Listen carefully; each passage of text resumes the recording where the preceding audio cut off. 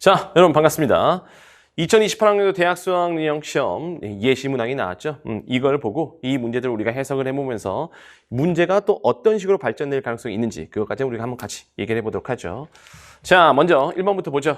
자, 표는 생태계 평형에 영향을 미치는 환경 변화의 예를 나타낸 것이다. 가와 나는 외래 생물 유입과 환경 오염을 순서 없이 나타낸 것이다 라고 나와 있습니다. 그렇죠? 이런 식의 문제는 어느 시험에는 항상 많이 나옵니다.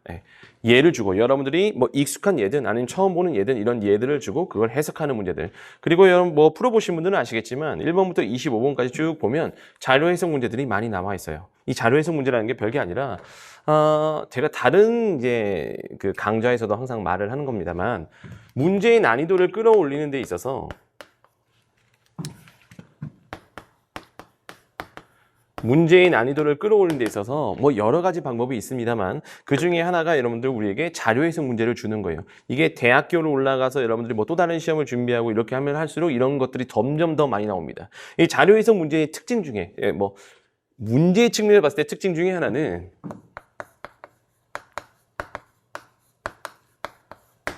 일단 읽는 시간이 좀 더 오래 걸린다는 거죠. 네, 읽는 시간 자체가 오래 걸립니다. 그러니까 시험이라는 게 제한된 시간 동안 우리가 이걸 최대한 많이 맞아야 되는 게 시험이기 때문에 여기서 한 문제에서 시간을 많이 소비한다? 그런 게 이제 여러분들에게 킬러로 작용할 수가 있다는 거죠. 그렇죠? 시간을 얼마나 적당한 시간에 빠르게 정확하게 푸냐가 시험이에요. 그렇죠? 그게 시험의 목적인데 이제 여기서 시간을 좀 많이 소비하게끔 하는 문제들이 나온다는 거죠. 뒤에 풀어보신 분들은 아시잖아요. 점점 이제 문제 자체가 길어지는 경우들이 많습니다. 자료 해석 문제가. 그렇죠? 그래서 통합과학 같은 경우는 제가 어느 수업에서도 얘기를 해요. 통합과학은 암기적인 성향이 굉장히 강한 과목입니다. 그렇죠? 그래서 근데 이 암기를 A는 A다 이렇게 물어보는 문제는 잘 나오진 않을 것 같고 이 암기를 베이스로 자료 해석을 누가 더 빠르게 정확하게 하냐. 그게 통합과학의 지금 문제가 가지고 있는 색깔인 것 같아요. 그렇죠?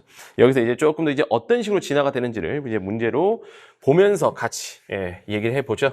자, 그래서 일단 나눠보면 외래 생물 유입과 환경 오염을 순서 없이 나타낸 것이다 라고 되어 있는데 폐그물, 폐플라스틱 등의 해양 쓰레기 이게 여러분들 이게 외래 생물이에요? 그건 아니잖아. 그치? 폐그물이랑 폐플라스틱이 외래 생물이라는 걸로 생각을 하면 굉장히 힘들어집니다. 여러분들 이거는 여러분 환경 오염이에요. 그렇죠? 가가 환경오염이라고요. 그죠?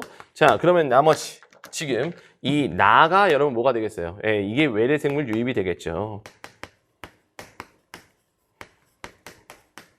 자, 그럼 보기 기억. 가는 환경오염이다. 그렇죠? 그 다음에 니은 A를 해결하는 방법에는 뉴트리아를 미친 거예요, 여러분들. 지금 뉴트리아가 사실 우리가 이런 자료 해석 문제들은 사실 장점이 하나 있긴 해요. 내가 그 내용을 정확하게 모르더라도 내가 이것만 잘 해석이 되면 풀 수 있습니다. 그렇죠? 뉴트리아 같은 건 통합과학에서 많이 나오는 애입니다. 외래 생물로 많이 나오는 애요. 와가지고 생태계 파괴하고 많이 나오는 애야. 근데 내가 그걸 뉴트리아라는 게 순간적으로 생각이 안 난다고 하더라도 여기 나와 있잖아, 자료로. 해외로부터 유입된 뉴트리아는 하천 주변에 서식하며 식물을 마구 갉아먹어 주변 생태계를 파괴한다라고 해서 안 좋은 뭔가 우리 생태계를 망가뜨리는 걸로 나와 있잖아. 이미 내용 자료가 나와 있잖아요. 그럼 여러분들은 이걸 해석하면 이 뉴트리아라는 외래 생물이 안 좋은 우리 생태계에 안 좋은 영향을 끼치는 애들이고 그걸로 인해서 그걸 천연기념물로 지정하면 난리가 나는 거죠. 그렇죠? 그러니까 이런 니은이 틀렸다. 이런 식으로 되는 겁니다. 그러니까 자료 해석이라는 게 분명히 난이도를 끌어올리는 방법 중에 하나지만 자료 해석의 또 장점 중에 하나가 이런 식의 문제를 우리가 풀 수 있다라는 거예요. 그렇죠? 그래서 이런 연습들을 좀 하시게 되면 여러분들 조금 더 이제 좋아지겠죠. 여러분들 점수 자체가 좀 좋아질 겁니다. 그다음에 디귿, 영구 동토층. 이거 영구 동토층 같은 거 여러분 모르셔도 돼요. 북극에 있는 우리가 그 북극에 있는 땅을 얘기를 하는 거예요. 영구 동토층. 그래서 영구 동토층 그 위에 전이층 그 위에 활성층 뭐 이런 건데 그런 거 우리 물어보요. 그런 것까지 우리 물어보지 않는다고. 그러니까 주어진 그대로 여러분 해석만 하시면 돼. 영구 동토층에 북극이 있기는 기온 상승으로 서식지를 잃어간다는 게 지구 온난화에 영향을 있을 수 있잖아. 왜? 지구 온난화가 되면 북극의 지형들이 이제 빙하가 녹아 들어가면서 또 해수의 열팽창으로 인해서 지금 우리 원래 사용하던 서식지가 잠기고 이런 현상들이 벌어지는 거잖아. 그렇죠? 그러니까 지구 온난화에 대한 이해로 나타날 수가 있다라는 거죠. 그렇죠? 이런 식으로. 그래서 지금 1번 문제를 봤을 때는 여러분들에게 이제 이런 예들을 주고 그거에 대한 이제 해석하는 문제들이 나올 가능성이 있는데 이게 점점 길어질 수는 있습니다. 지문 자체가 아니 예 자체가 자료 자체가 길어질 수가 있고 또 이거는 약간 난이도가 쉽죠. 여러분들도 보면 쉽잖아요. 그렇죠? 이런 것들을 이제 그래프나 다른 그림 같은 걸 해석해서 내용과 같이 해석해서 여러분들에게 보기를 풀게끔 하는 문제가 나올 수가 있습니다. 지금 1번은 봤을 때 그렇게 크게 어렵지 않은 문제다라는 걸 여러분들이 알 수가 있죠. 그렇죠? 그렇게 된다라는 걸 여러분 좀 알아두시고 자, 그다음에 2번입니다. 2번도 이게 이 교육과정 들어오면서 신설된 단원에 해당되는 내용이잖아요. 그렇죠? 이거는 지금 이 문제보다 조금 더 많이 진화될 가능성이 있다라고 봐요. 일단 한번 보죠. 자, 표는 길이의 측정 표준 ABC에 대한 내용이다. 일단 ABC 자체가 다 길이 측정과 관련된 거라고요. 그렇죠? 자, 그러면 A는 0도일 때 백금, 이리듐, 합금으로 만든 미터 원기에 표시된 두 선 사이의 거리. 미터 원기로 이제 우리가 길이를 측정하는 겁니다. 그렇죠? A라는 거는. B는요. 진공에서 빛이 이만큼 초동, 굉장히 짧은 시간이잖아. 그 시간 동안 진행하는 거리를 말하는 거고 C는요. 지구 좌호선의 일부, 좌호선 같은 건 모르셔도 되는 내용이에요. 이 문제를 푸는 데 있어서. 그렇죠? 좌호선의 일부분을 이동하면서 측정한 거리와 위도를 이용하여 계산한 북극에서 적도까지의 거리 이렇게 뭐 이렇게 나와 있어. 그렇죠? 그러면 여러분들이 이제 보기에서 뭘 물어보는지 봅시다. 기억. A의 미터 원기는 온도가 달라지면 길이가 변한다. 실제로 미터 원기는 그 0도라는 걸 기준으로 이제 1m 측정한 걸 우리가 미터 원기라고 해요. 근데 이 미터 원기라는 게 온도가 미세하게 변해도 이 거리를 측정하는 게 달라지거든. 그러니까 이 0도라는 그 환경이 만들어져야만 이 측정을 제대로 할 수가 있다는 거예요. 그렇죠? 그런데 이제 온도가 달라지면 길이가 변한다. 모르셔도 아까 1번이랑 비슷한 맥락인 겁니다. 내가 A의 미터 원기는 온도가 달라지면 길이가 변한다라는 이런 내용을 내가 모른다고 하더라도 우리가 자료를 보면 여기서 봐봐. 0도라는 조건을 딱 줬잖아. 특정 조건을 줬잖아. 0도, 1대 백금, 이리듐, 합금으로 만든 미터 원기에 표시된 두 선 사이의 거리. 그게 이제 미터 원기로 측정한 거거든요. 그렇죠? 그러면 우리가 유추를 해볼 수는 있다는 거죠. 그렇죠? 네. 너무 0도라는 특정 이 온도를 줬으니 여기에서 이제 약간 변화가 일어났을 때 조금 변화가 일어났을 때 유출해 볼 수 있는 거야. 그러니까 내가 기억이 안 나. 미터 원기는 분명히 우리가 이제 수능을 볼 때 이론에서 배우고 들어가는 내용입니다. 배우고 들어가도 내가 그 순간 기억이 안 나온다? 0도라는 너무 특정 온도를 줬다? 그러면 여기서 뭔가 변화가 일어났을 때 길이가 변할 수도 있겠다. 이렇게 우리가 충분히 유추, 추론해서 우리가 풀 수 있는 문제들이 앞으로 많이 나올 거라고요. 그렇죠? 그 다음에 니은, B에는 시간을 정확하게 측정하는 기술이 필요하다. 그렇죠. 왜? 지금 보시면 이거 결국 A, B, C 셋 다 길이 측정하는 거라고 했습니다. 그런데 지금 이 길이 측정을 하는 데 있어서 필요한 게 뭐였어요? 초잖아. 이 초 동안 여러분들 그 거리를 우리가 하는 거잖아. 그러기 위해서는 어떻게 돼요? 시간을 정확하게 하는 측정이 필요하죠. 이것도 뭐 알고 푸는 거야? 우리 문제에서 준 거를 우리가 그대로 이거 해석한 거예요. 그렇죠? 니은은 여러분 맞는 말이고. 그다음에 디귿, 길이의 측정 표준은 CAB, 그러니까 시간의 흐름이죠. 그렇죠? 그러니까 이 기술의 발전의 흐름을 여러분들 파악을 하셔야 되는 겁니다. 그렇죠? 그러면 CAB. 지금은 이 정도 나옵니다. 지금은 이 정도 이제 문제가 나온 거고 자료 해석으로 이렇게 나온 건데 참고로 이제 EBS나 이제 다른 이미 좀 시험이 이제 조금 1학기 중간고사, 지금 이 문제가 나온 시점 자체가 1학기 중간고사가 진행되고 1학기 기말고사가 막 진행되는 이 시점이거든요. 이 시점에서 이제 다른 학교들, 조금 이제 수준 높은 학교들, 이제 수준 높다라는 건 문제의 난이도가 좀 높게 세팅이 되는 학교들의 시험지를 보면 여기 이 길이 측정, 시간 측정 이런 데서 조금 더 내용들이 많이 확장되고 있어요. 이렇게 되고 있고 이미 EBS에서도 이제 문제가 그렇게 나온다라는 거는 여러분 이 시험도 여러분들이 보는 이 수능 시험도 이런 거 자료 해석뿐만이 아니라 조금 더 내용 자체가 범위가 확장된 내용에서 나올 가능성이 크다. 그러니까 사실 대단한 거야. 지금 이 문제를 보면서 굉장히 지금 제한된 내용이거든요. 지금 이 교육과정 오면 여기에 대한 내용이 많이 없어. 근데 지금 이 정도로 문제를 뽑아낸 게 대단하신 거예요. 근데 이제 여기서 조금 이 단원에 해당되는 것들은 내용 자체가 좀 확장될 가능성이 있어 보입니다.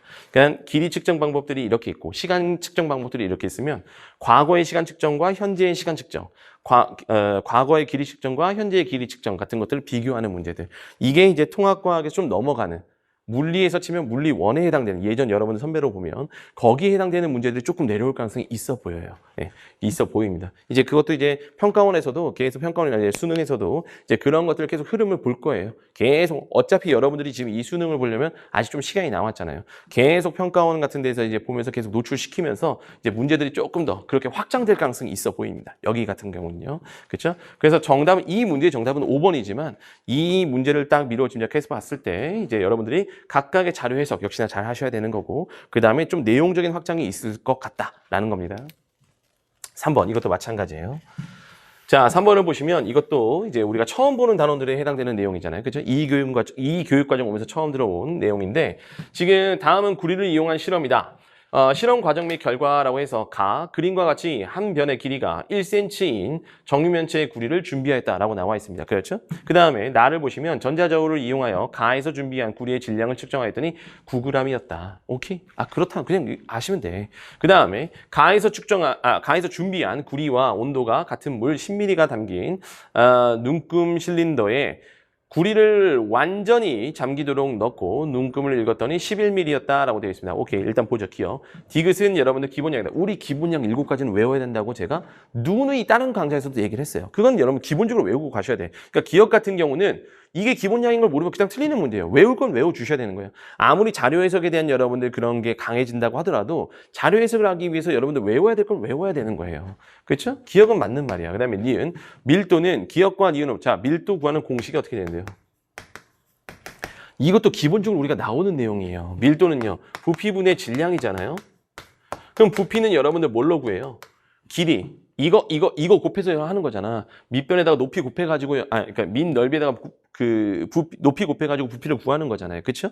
그 다음에요. 질량은요. 주어진 거 질량으로 구하는 거잖아. 그러니까 지금 기억은 뭔데? 길이고요. 그 다음에 니은 질량. 오케이. 그럼 이걸 통해서 우리는 이거 뭐예요? 밀도를 유도할 수 있다고. 유도량이라고요. 그쵸? 니은 정답이에요. 그 다음에 디귿 1mm와 1제곱cm는 같은 부피다. 자, 이거 알고 들어가시면 너무 좋긴 해요. 그죠? 알고 들어가시면 너무 좋지만 지금 우리는 이것도 자료로 해석할 수 있다고요. 그러니까 자료 해석의 문제는 여러분들에게 여기서 답을 끌어낼 수 있는 그런 힌트들을 주는 게 자료 해석 문제예요. 그렇게. 그렇죠? 어떻게 보면 이제 안 주면 틀리게 되는 거고 이렇게 보통 그때 줍니다. 줄 때 우리가 그걸 이용할 수 있는 문제가 자료 해석 문제입니다. 지금 보세요. 지금 보시면 1제곱cm잖아요. 1세제곱cm잖아요. 그렇죠? 1세제곱cm에 해당되는 거를 10mm에다가 넣었대요. 그쵸? 얘를 넣었더니. 그랬더니 지금 어떻게 됐대요? 11mm가 됐대요. 오케이. 자, 그러면 10mm인데 저걸 넣었더니 어떻게 돼? 1mm가 늘어났다는 건 어떻게 돼? 1제곱cm를 넣었더니 이게 1mm가 늘어났다는 건 같다는 걸 얘기를 하는 거잖아. 그치? 이런 식으로 우리가 해석해서 풀 수가 있다고요. 오케이? 이게 지금 이제 새로운 수능에서 여러분들에게 추구하려고 하는 방향성입니다. 그죠? 그래서 이제 이렇게 해가지고 디귿이 맞다라는 것까지 이제 우리가 하게 해서 정답이 5번인 건 아는데 지금 이제 이 디귿 같은 보기로 인해서 이미 이것도 마찬가지입니다. 제가 아까 이 앞에서 말씀드렸듯이 이미 어느 정도 이제 수준 높게 나오는 학교에서들은 이 디귿 같은 걸로 굉장히 많이 나오는 게 뭐냐? 단위 변환 문제가 굉장히 많이 나와요.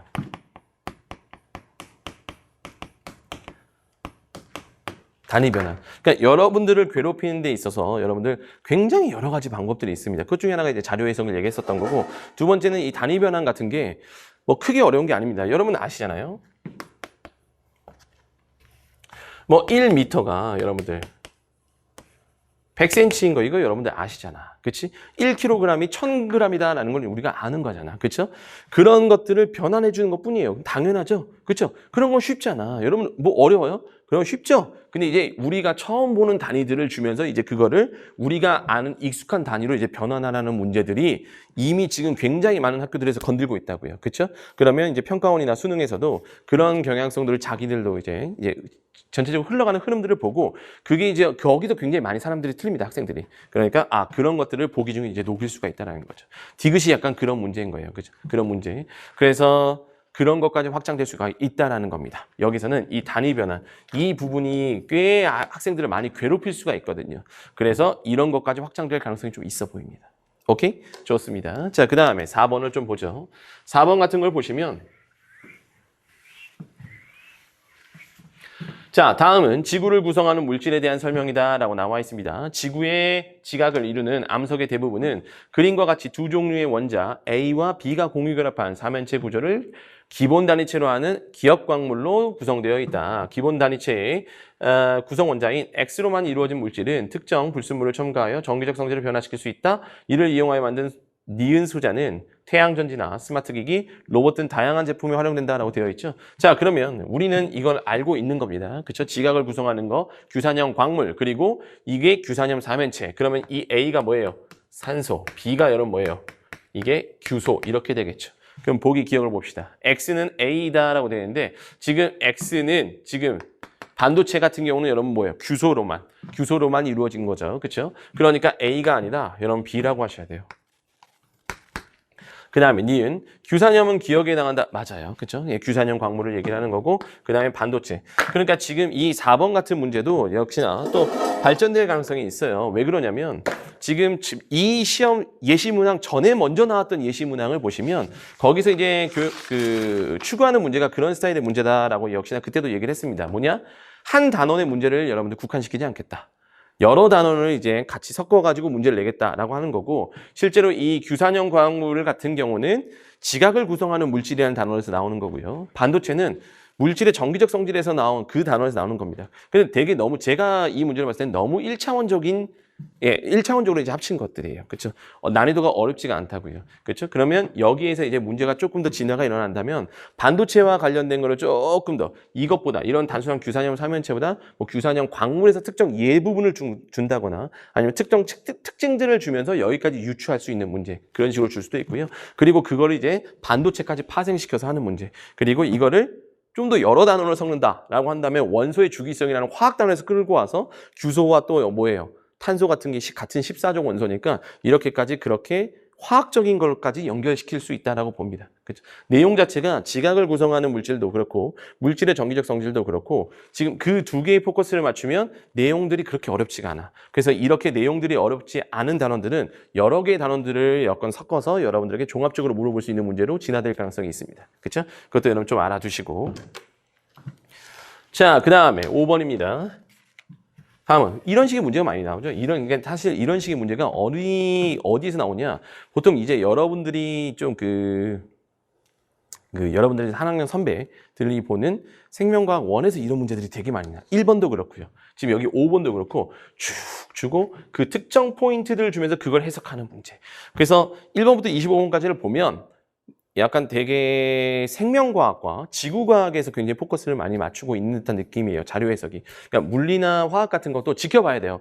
지금 기존에 있는 문제 스타일에서 크게 벗어나지도 않고요. 단순히 계산하고 약간 해석도 없어. 그러니까 해석의 물리나 화학을 해석하는 문제로 좀 나오려고 노력을 하시는 것 같긴 합니다만 아직까지는 여기까지는 그 물리와 화학에서 크게 그런 문제가 없고요. 기존에 있는 문제 스타일이 그대로입니다. 거의 비슷해요.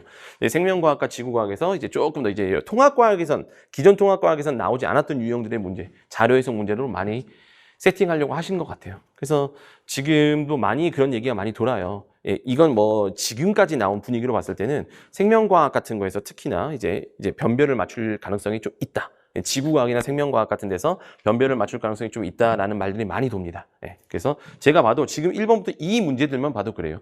유독 생명과학이랑 지구과학에서 자료 해석 문제들이 굉장히 많이 들어가 있습니다. 물리화학은 있긴 하지만 기존에 있던 문제 스타일들이 그대로 나오고 있고요. 자, 봅시다. 기억을 보죠. A는 생태계를 구성하는 생물 요소 중 생산자이다. 이게 뭐 이거 다 하는 거예요. 생태계 구성 요소에서 나오는 겁니다. 생물적인 요소와 비생물적인 요소가 무엇인지 외우셔야지. 근데 뭐 그게 어려운 게 아니잖아요. 생물적인 요소에서는 생산자, 소비자, 분해자가 있다라는 거. 그렇죠? 그런 것만 잘 알고 있으면 그냥 읽어가면서 필요한 부분을 그냥 바로 해석만 하시면 되는 거예요. 곰팡이죠. 곰팡이는 생물적인 요소 중에 분해자에 해당되는 겁니다. 그러니까 생태계를 구성하는 요소 중 생물 요소 중 생산자이다? 아니에요. 곰팡이가 아니군요. A를 얘기하는 거군요. 그렇죠? 얘는 소비자죠. 어쨌든 틀렸어. 생산자는 아니고 분해자도 아니고 소비자입니다. 소비자. 곰팡이가 아니라 A라고 했으니까. 그렇죠? 얘를 얘기하는 거잖아요. 얘. 자, 그래서 기억은 틀렸고요. 그 다음에 니은 기억은 생물 요소가 맞죠? 한번 봅시다.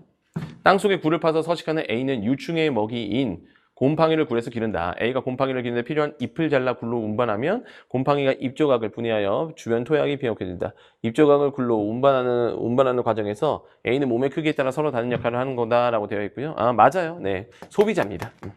그 다음에 니은 기억은 생물 요소가 비생물 요소에 영향을 미치는 예이다. 자, 기억을 보죠. 곰팡이라는 분해자인 생물적인 요소들이 그 다음에 잎 조각을 해서 주변 토양이라는 비생물적인 요소가 비옥해진다. 생물적인 요소가 비생물적인 요소한테 영향을 주는 거죠. 그쵸? 니은은 정답이고. 그 다음에 디귿. 니은은 개체군 사이의 상호작용이다. 그러니까 이런 것 때문에 그런 거예요.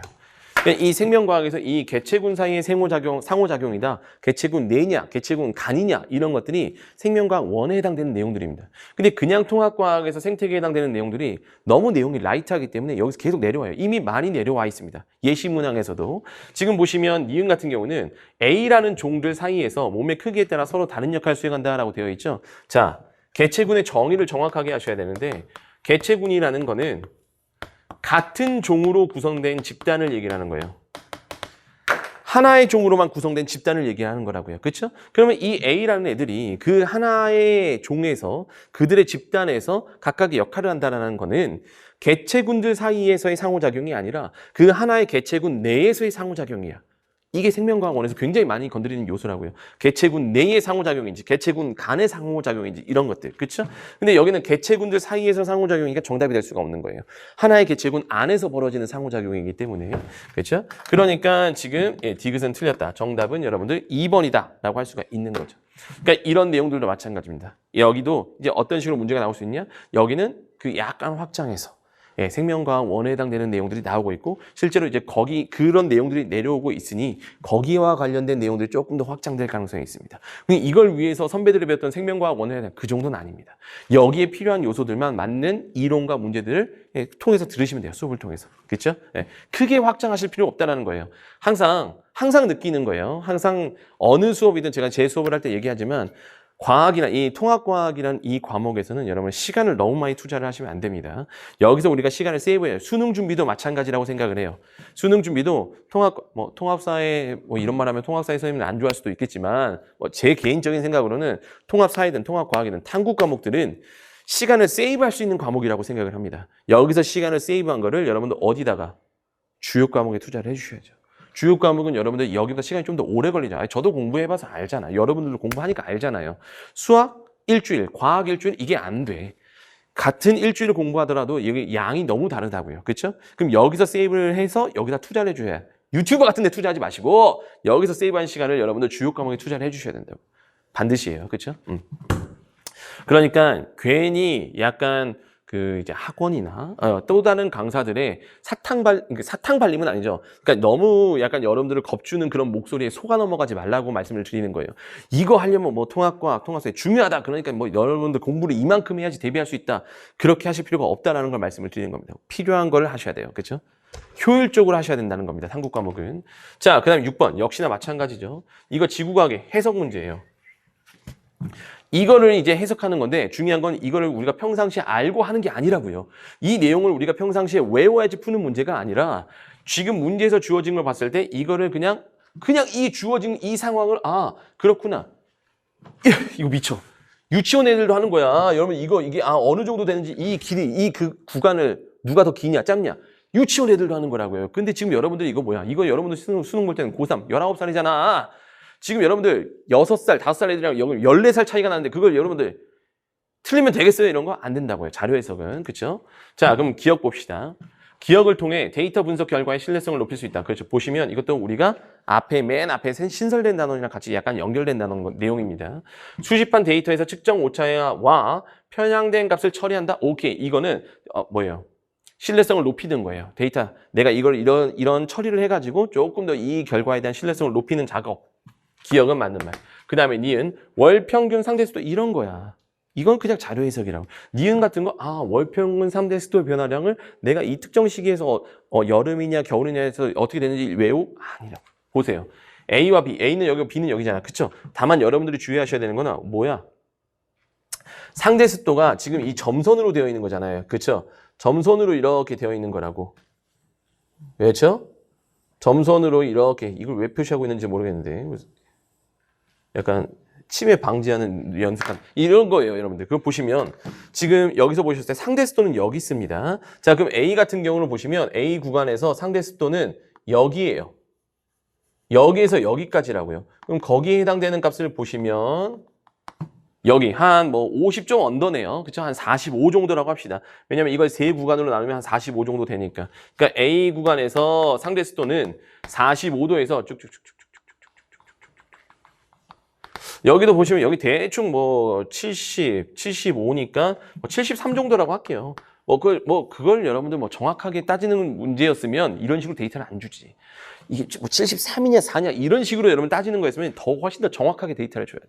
자, 그 다음에 여기 봐봐. 또 B랑 비교하려 했잖아. 상대 습도를. 그쵸? 그러면 B는 어떻게 돼 있어요? 자, 여기야. 노란색이니까 여기예요. 그럼 여기는 쭉 가시면 50 더럽게 57 정도라고 할까요? 그쵸? 얘 같은 경우는 57 정도에서 57 정도에 57이 안 되나요? 크게 중요치 않은 것 같은데. 53 정도? 네, 53 정도. 중요하지 않다고 해놓고 엄청 열심히 구분하고 있어. 53 정도. 근데 맥시멈이 비슷하네요. 73 정도. 그렇죠? 그러면 맨 끝 값은 똑같은데 시작 값이 다르잖아. 그치? 누가 더 커요? A가 더 크잖아요. 그치? 그러니까 A 시기가 B 시기보다 크다. 오케이. 왜냐하면 변화량을 물어봤잖아. 그쵸? 이거 외워서 푸는 거 아니잖아요. 그쵸? 아무도 안 가르쳐줘요. 여러분들. 월 평균 상대 습도가 얼마나 되냐는 거는 우리가 그냥 길거리 지나면서 진짜 기분이 불쾌하다. 약간 이런 것만 여러분 느끼실 때만 하면 돼. 그치?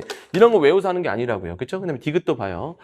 이 탐구 결과에서 월평균 기온이 낮아지는 시기에는 월평균 기압이 높아지는 경향을 보인다도 그냥 이 데이터를 해석하시는 거라고요. 그쵸? 자, 그러면 지금 뭐예요? 이게 기온이야. 보라색이 지금 기온이라고요. 그쵸? 그럴 때 지금 안 쓴 색깔이 뭐야? 주황색을 보시면 어떻게 돼 있어? 기압은 올라가잖아. 그치? 올라가잖아요. 그쵸? 그러면 지금 어떻게 돼요? 데이터를 봤는데 기온과 기압이 반비례하네? 맞네. 이렇게 되는 거예요. 문제는. 6번의 정답 몇 번이라고요? 6번의 정답은 여러분들 5번입니다. 오케이? 좋습니다. 자, 그 다음에 7번입니다. 다음은, 이것도 신설된 단어이죠. 다음은 열출입과 관련된 교사와 학생의 대화 내용이다 라고 나와 있어요.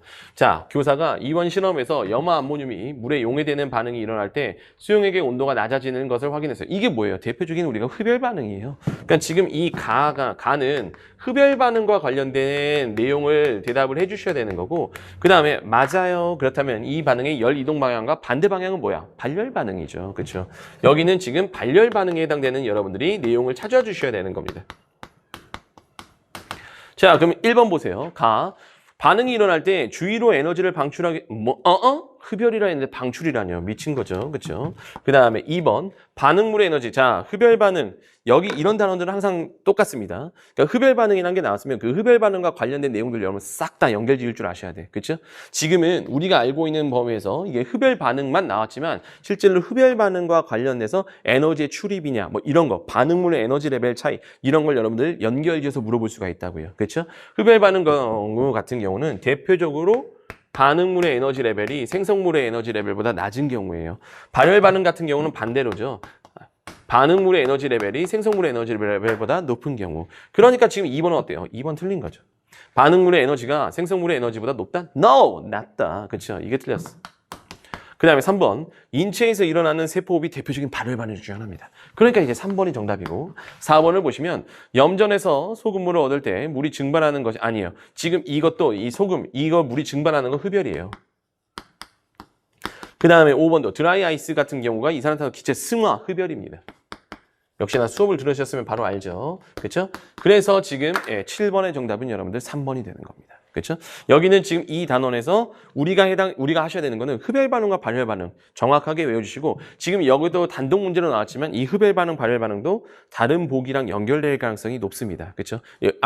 높다라기보다 연결될 가능성이 있다고요. 그렇죠? 다른 단어. 왜 내용 자체가 라이트하잖아. 그치? 라이트하기 때문에 다른 단어랑 연결될 가능성이 있다라는 거. 자, 그 다음에 8번입니다. 큰 가시고기 종 A는 이것도 마찬가지예요. 그쵸? 큰 가시고기를 우리가 언제 다 공부합니까? 그쵸? 너무 많아. 그러면 우리 아까 전에 1번에서 나왔던 영구 동토층 이런 것도 다 북극 이끼는 어떻게 살아가냐 다 공부해? 안 된다고. 그냥 자료 해석이에요. 이것도 자료 해석이야. 그쵸? 되게 자료 해석이 지금 많아요. 큰 가시고기 종 A는 포식자로부터 생존에 유리한 외피조각 표현형을 갖는다. 그림 가는 A의 외피조각 표현형 기역 니은 디귿을 나는 해수와 담수에서 기역 니은 디귿을 가진 A 개체의 빈도를 나타낸 것이다. 라고 되어 있습니다. 자, 그럼 이에 대한 설명으로 옳은 것만을 보기에서 있는 대로 고른 것은 이라고 되어 있는데 기억. 가에서 외피조각 표현형이 개체마다 다르게 나타나는 것은 No. 여러분들 이것도 항상 똑같아. 이런 문제도.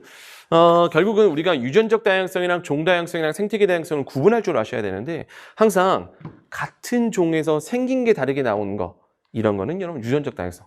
저랑 여러분이 다르게 나오는 거. 저랑 똑같이 생겼어요? 아니잖아요, 여러분들. 저랑 여러분이 다른 거. 우리는 같은 인간이란 우리 하나의 종이잖아. 그치?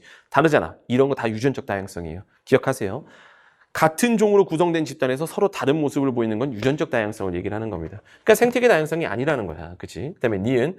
해수에서는 기억을 가진 개체가 디귿을 가진 개체보다 생존에 유리하다. 아니, 봐봐.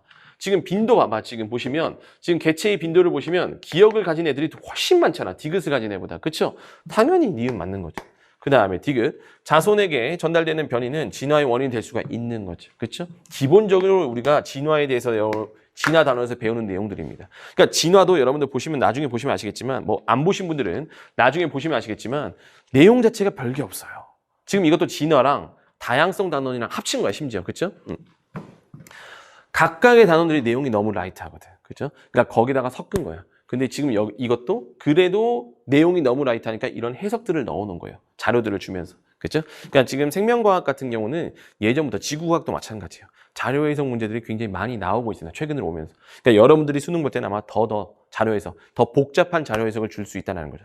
그게 이제 킬러 문항으로 나올 때는 훨씬 더 복잡한 여러분들 문항이 나올 수 있다는 거죠. 그래서 8번의 정답은 여러분 4번이고요. 그 다음에 9번 또 봐봐. 지금 전부 다 그냥 자료 해석이야. 그치? 그럼 9번 볼게요. 다음은 말라리아, 매개, 모기 A의 발생 시기를 알아보기 위한 탐구 활동이다 라고 나와 있습니다. 말라리아의 병원체는 A를 매개로 전파된다 라고 되어 있어요. 말라리아 발병 지역에서 4월부터 6월까지 주별로 채집돼. 이렇게 나왔어. 읽어보셨을 거 아니야. 그치? 바로 풀어보죠. 기억. 자, 말라리아는 감염병이다. 말라리아는 여러분들 알아두세요. 통합과학이 굉장히 사랑하는 질병입니다. 말라리아 굉장히 많이 나와요. 그렇죠? 모기를 매개로 하는 감염병. 맞아요. 그 다음에 니은. 기억은 최고 기온이다 라고 되어 있는데 이것도 여러분들 그러니까 통합과학은 항상 예전부터 느껴요. 이 언어적인 센스가 좋은 친구들이 통합과학 점수가 잘 나옵니다. 말장난 같은 것들이 굉장히 많이 나오고 그런 언어적인 표현에서 답을 주는 힌트를 주는 경우도 굉장히 많거든. 지금 봐봐요. 지금 기억이 상승하다가 15도 이상일 때부터 자 근데 이게 보시면 최고 기온이 상승하다가 15도 이상일 때부터가 여러분들 이미 최고 기온은 어때요? 15도 이상이야. 그렇지? 그러면 어떻게 되겠어요? 15 올라가다가 15도 이상이 되려면 어떻게 돼? 최저 기온이 되게 해야 되겠지. 그렇지? 그러니까 니은은 여러분 뭐야? 최고 기온이 될 수 없다라는 거. 그 다음에 이것도 마찬가지입니다. 니은을 보세요. 지금 이 역에 대한 데이터를 보시고 그 다음에 여기에 대한 데이터를 보셨을 때 쭉 보시면 뭐뭐로 예상하였다. 채집되는 시기. 그럼 보시면 어떻게 돼요? 몇 월이에요? 여러분들 이게 몇 월이에요? 여러분들 몇 월이에요? 5월이잖아요. 그렇죠? 5월. 그렇지? 5월이라고 하셔야죠. 6월이 아니라. 그렇죠? 메이 맞지 않나요?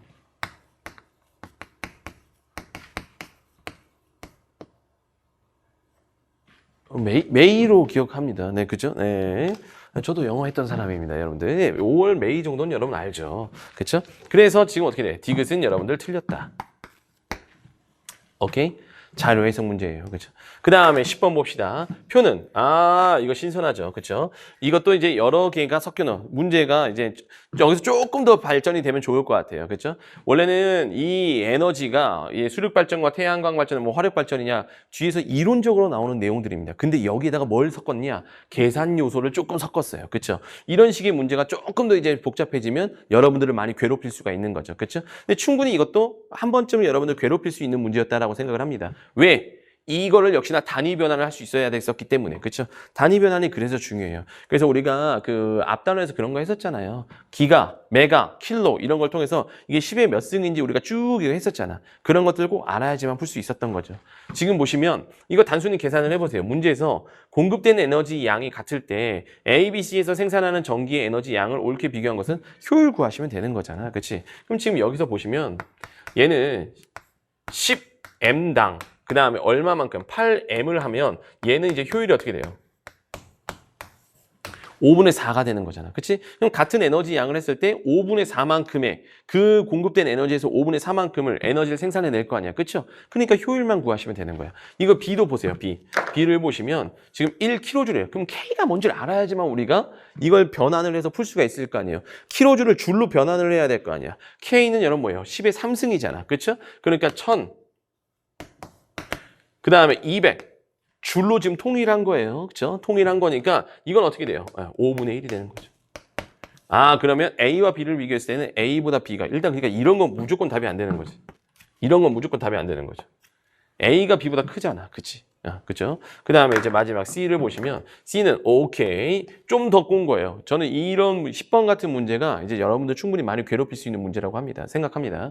자, 그러면 1g당 20kJ의 에너지를 가진 화석연료 1kg을 사용했대요. 그러면 1g과 1kg의 차이는 뭐예요? 1000배잖아. 그치? 그럼 여기다 20kJ에다가 1000을 곱해요. 20에다가 일단 기본적으로 kg니까 여러분 어떻게 되겠어요?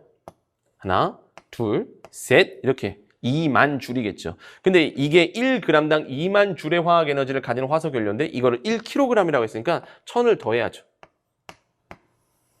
그 다음에 8m은 100만이잖아요. 8, 100, 하나, 둘, 셋, 넷. 그렇죠? 자, 그러니까 어떻게 돼요? 20분의 8이 되는 겁니다. 그렇죠? 그럼 이걸 따져주면 어떻게 돼요? 4로 나눠보세요. 친절하죠? 5분의 2가 된다라는 거죠. 그렇죠? 그러니까 이제 어떻게 돼요? 이 단위 변환이 됐으면 문제 풀리죠? A가 가장 크고요. 그 다음에 C고 그 다음에 B다. 정답은 몇 번이다? 10번의 정답은 2번. 그래서 앞서 말씀드리지 않았습니까? 이미 많은 학교에서 단위 변환과 관련된 굉장히 복잡한 단위 변환식 문제들을 주고 있다고요. 수능에서도 충분히 반영될 가능성이 있습니다. 지금은 단위 변환식은 좀 라이트하잖아. 그렇죠? 이 정도는 그냥 우리가 알고 있는 거 그냥 곱해서 하시면 돼. 이제 아예 모르는 게 나올 수가 있다라는 거. 그렇죠? 자, 그 다음에 11번입니다. 자, 이거 우리 별 단원에 해당되는 문제예요. 예, 별 단원에 해당되는 문제. 그림은 어느 별의 내부 구조와 각 영역에서 가장 큰 질량비를 차지하는 원소를 나타낸 것이다. X, Y, Z는 규소, 철, 탄소를 순서 없이 나타낸 것이다 라고 되어 있는데 기존에 있던 문제 스타일이랑 굉장히 비슷합니다. 그렇죠? 자, 그러면 가장 안쪽에 있는 얘가 철이 되는 거고 그 다음에 얘가 지금 나머지 후보군을 줬네요. 그럼 뭐예요? 얘가 규소, 그 다음에 X가 탄소가 되겠네요. 그럼 보기 기억. 중심부의 온도는 이 별이 태양보다 높습니다. 왜? 태양은 헬륨 핵 융합 반응까지만 하는 거잖아. 그치? 그러니까 딱 탄소 정도까지 만들어질 때까지만 하는 건데 얘는 훨씬 많은 그 다음 것들이 계속 만들어지고 있잖아요. 그쵸? 그 다음에 니은 X와 Y는 같은 족이다. 자, 얘네 둘 다 14족 정답. 그죠? 이게 다른 단원이랑 역시 합쳐진 거예요. 그 다음에 디귿 지구를 구성하는 원소의 질량. 자, 지구. 그래서 제가 그때도 이게 다른 단원에서 항상 강조했던 부분입니다. 그러니까 외워야 될 것만 외워주시면 끝난다고요. 그렇죠? 근데 이제 보통 이 디귿 같은 보기가 다른 이제 기존에 있던 문제에서는 우주, 지구, 지각, 생명체들을 구성하는 1순위, 2순위, 3순위 정도를 외워서 그걸 구분하는 문제들이 주로 나왔어요. 근데 이제 이거는 여기에서 이런 식으로 문제를 연결 지을 수 있다는 거죠. 지구에서 여러분은 가장 많은 건 철이에요. 그 다음에가 산소입니다. 그럼 Y랑 Z를 비교했잖아요. Y가 Z보다 크다? 아니, 철이 더 많죠. 이거 다음에가 이제 규소가 되니까. 그렇죠? 자, 그래서 정답 몇 번이냐? 3번이다 라는 거 확인할 수가 있고요. 두 문제만 더 볼게요. 두 문제만 보고 이 뒷문제 그 다음 영상에서 여러분 또 같이 한번 얘기해 보도록 하죠. 자, 이거 화학 문제거든요. 이거 사나워는 문제인데 똑같아. 기존의 문제랑은 똑같아. 지금 이제 이 예시 문항 자체가 이걸 이제 만드신 분들이 굉장히 이제 많은 변화를 주시려고 자료 해석을 주면서 이제 그 변화를 주시려고 노력을 하셨는데 화학 문제는 똑같다고요. 이런 문제 기존에도 굉장히 많이 나왔던 문제, 큰 변화가 없는 문제라고요. 그대로 볼게요. 이거 어떻게 푸냐. 이제 저랑 수업 들으신 분은 다 알아요. 어떻게 푸는지. 이거 어려운 것도 아니야. 어려운 것도 아니니까 그냥 빠르게 풀어보죠. 자, 이런 상황인 거예요. XClA 수용액이라 되어 있잖아. 그렇죠? XClA 수용액이라면 이 약속을 해요. 항상 수업 듣는 친구들은. 수용액이라고 되어 있으면 이 앞에 있는 것들이 이온화로 되어 있는 겁니다. 그럼 어떤 이온하면 하나가 양이온이고 하나가 음이온이라는 건데 Cl이 여러분들 음이온이죠. 그렇죠? 그러니까 기존에 Cl-와 XA+로 지금 있는 상황인 거예요. 그렇죠? 이 상황에 Y라는 금속을 집어넣어 줬더니 변화가 생겼죠. 더럽게 안 보이네요, 여기. y를 넣어줬더니 변화가 생겼어요. 그쵸? 그거를 이제 도형으로 표현한 거야. 지금 보시면 여기에는 동그라미가 6개가 있었고요. 그 다음에 네모가 3개만 있었습니다. 2개 중에 어느 게 동그라미인지 그런 걸 파악해야 돼. 근데 y를 넣어준 다음에 보면 여기에 동그라미가 6개가 있었고요. 네모는 다 없어졌네요. 그렇죠? 그리고 뭐가 생겼어요? 세모가 2개 생겼네요. 아, 오케이. 그럼 결정됐죠. 그렇죠? 사나원원에서 이렇게 있었을 때 음이온은 우리 건드는 거 아니에요. 음이온은 마음속에 넣어두세요. 그렇죠? 음이온은 마음속에 넣어둬. 그러면 y를 넣어줘도 변화가 없는 게 지금 동그라미잖아. 동그라미가 뭐야? CL이에요. 그렇죠? 그러면 우리는 이 반응을 통해서 지금 알 수 있는 거는 네모가 3개가 없어졌고요. 3개의 네모가 없어졌고 2개의 세모가 생성됐습니다. 그렇죠? 그럼 없어진 애가 누구가 있어? 얘는 어차피 건드는 게 아니니까 얘일 거 아니야. 얘가 XA 플러스고 그 다음에 얘가 뭐겠어요? 저기서 나오는 YB 플러스가 되는 거라고. 그렇죠? 그 당연한 거야. 지금 산화원원 반응이 일어났기 때문에 얘가 지금 녹아 들어가서 YB 플러스가 되는 거고 기존에 있던 여러분들 이 X는 어떻게 되는 거예요? XA 플러스는 석출이 되는 겁니다. 그렇죠? 전자를 잃어서 산화, 전자를 얻어서 환원이 되는 거예요. 그렇죠? 이런 상황에서 항상 산화 환원이 일어날 때는 전자의 이동 개수가 똑같아야 돼. 그렇지? 그러니까 얘 같은 경우는 3개를 잃었다, 얘는 2개를 잃었다. 그러면 전자가 얘는 XE 플러스이기 때문에 3개. 그리고 얘는요. Y 3 플러스 때문에 2개. 이렇게 되니까 전자의 이동 개수를 우리가 맞출 수가 있는 거예요. 그렇죠? 이거는 산화원원 내용들을 좀 들으시면 여러분들 좀 더 명확해집니다. 자, 그럼 보기 기억. 동그라미는 CL-다. 그렇죠? 그 다음에 이 반응에서 Y는 산화가 되는 게 맞아요. 무조건 산화원원 반응이 일어날 때 넣어준 금속에서 산화 반응이 일어나는 겁니다. 다만 산소를 얻어서가 아니라 전자를 잃어서. 그렇죠? 전자를 잃어서 그렇게 되는 거고요. 그 다음에 디귿. A 대 B는 구했죠? A는 지금 몇이에요? 2, B는 3. 오케이, 틀렸습니다.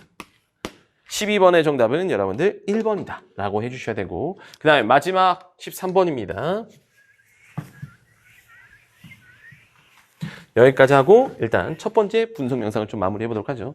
이것도 지금 기존에 나와 있던 겁니다. 근데 스펙트럼이죠. 우주 단원, 빅뱅 단원에서 나오는 거예요. 그렇죠? 그러면 우리는 알고 있습니다. 아까 전에 말씀드렸죠. 우주에서 뭐가 많은지, 지구에서 뭐가 많은지, 지각에서 뭐가 많은지 이거 기본적으로 외우고 들어가는 거라고. 그러니까 지금 기억은 여러분들 수소가 되는 거고 니은은요.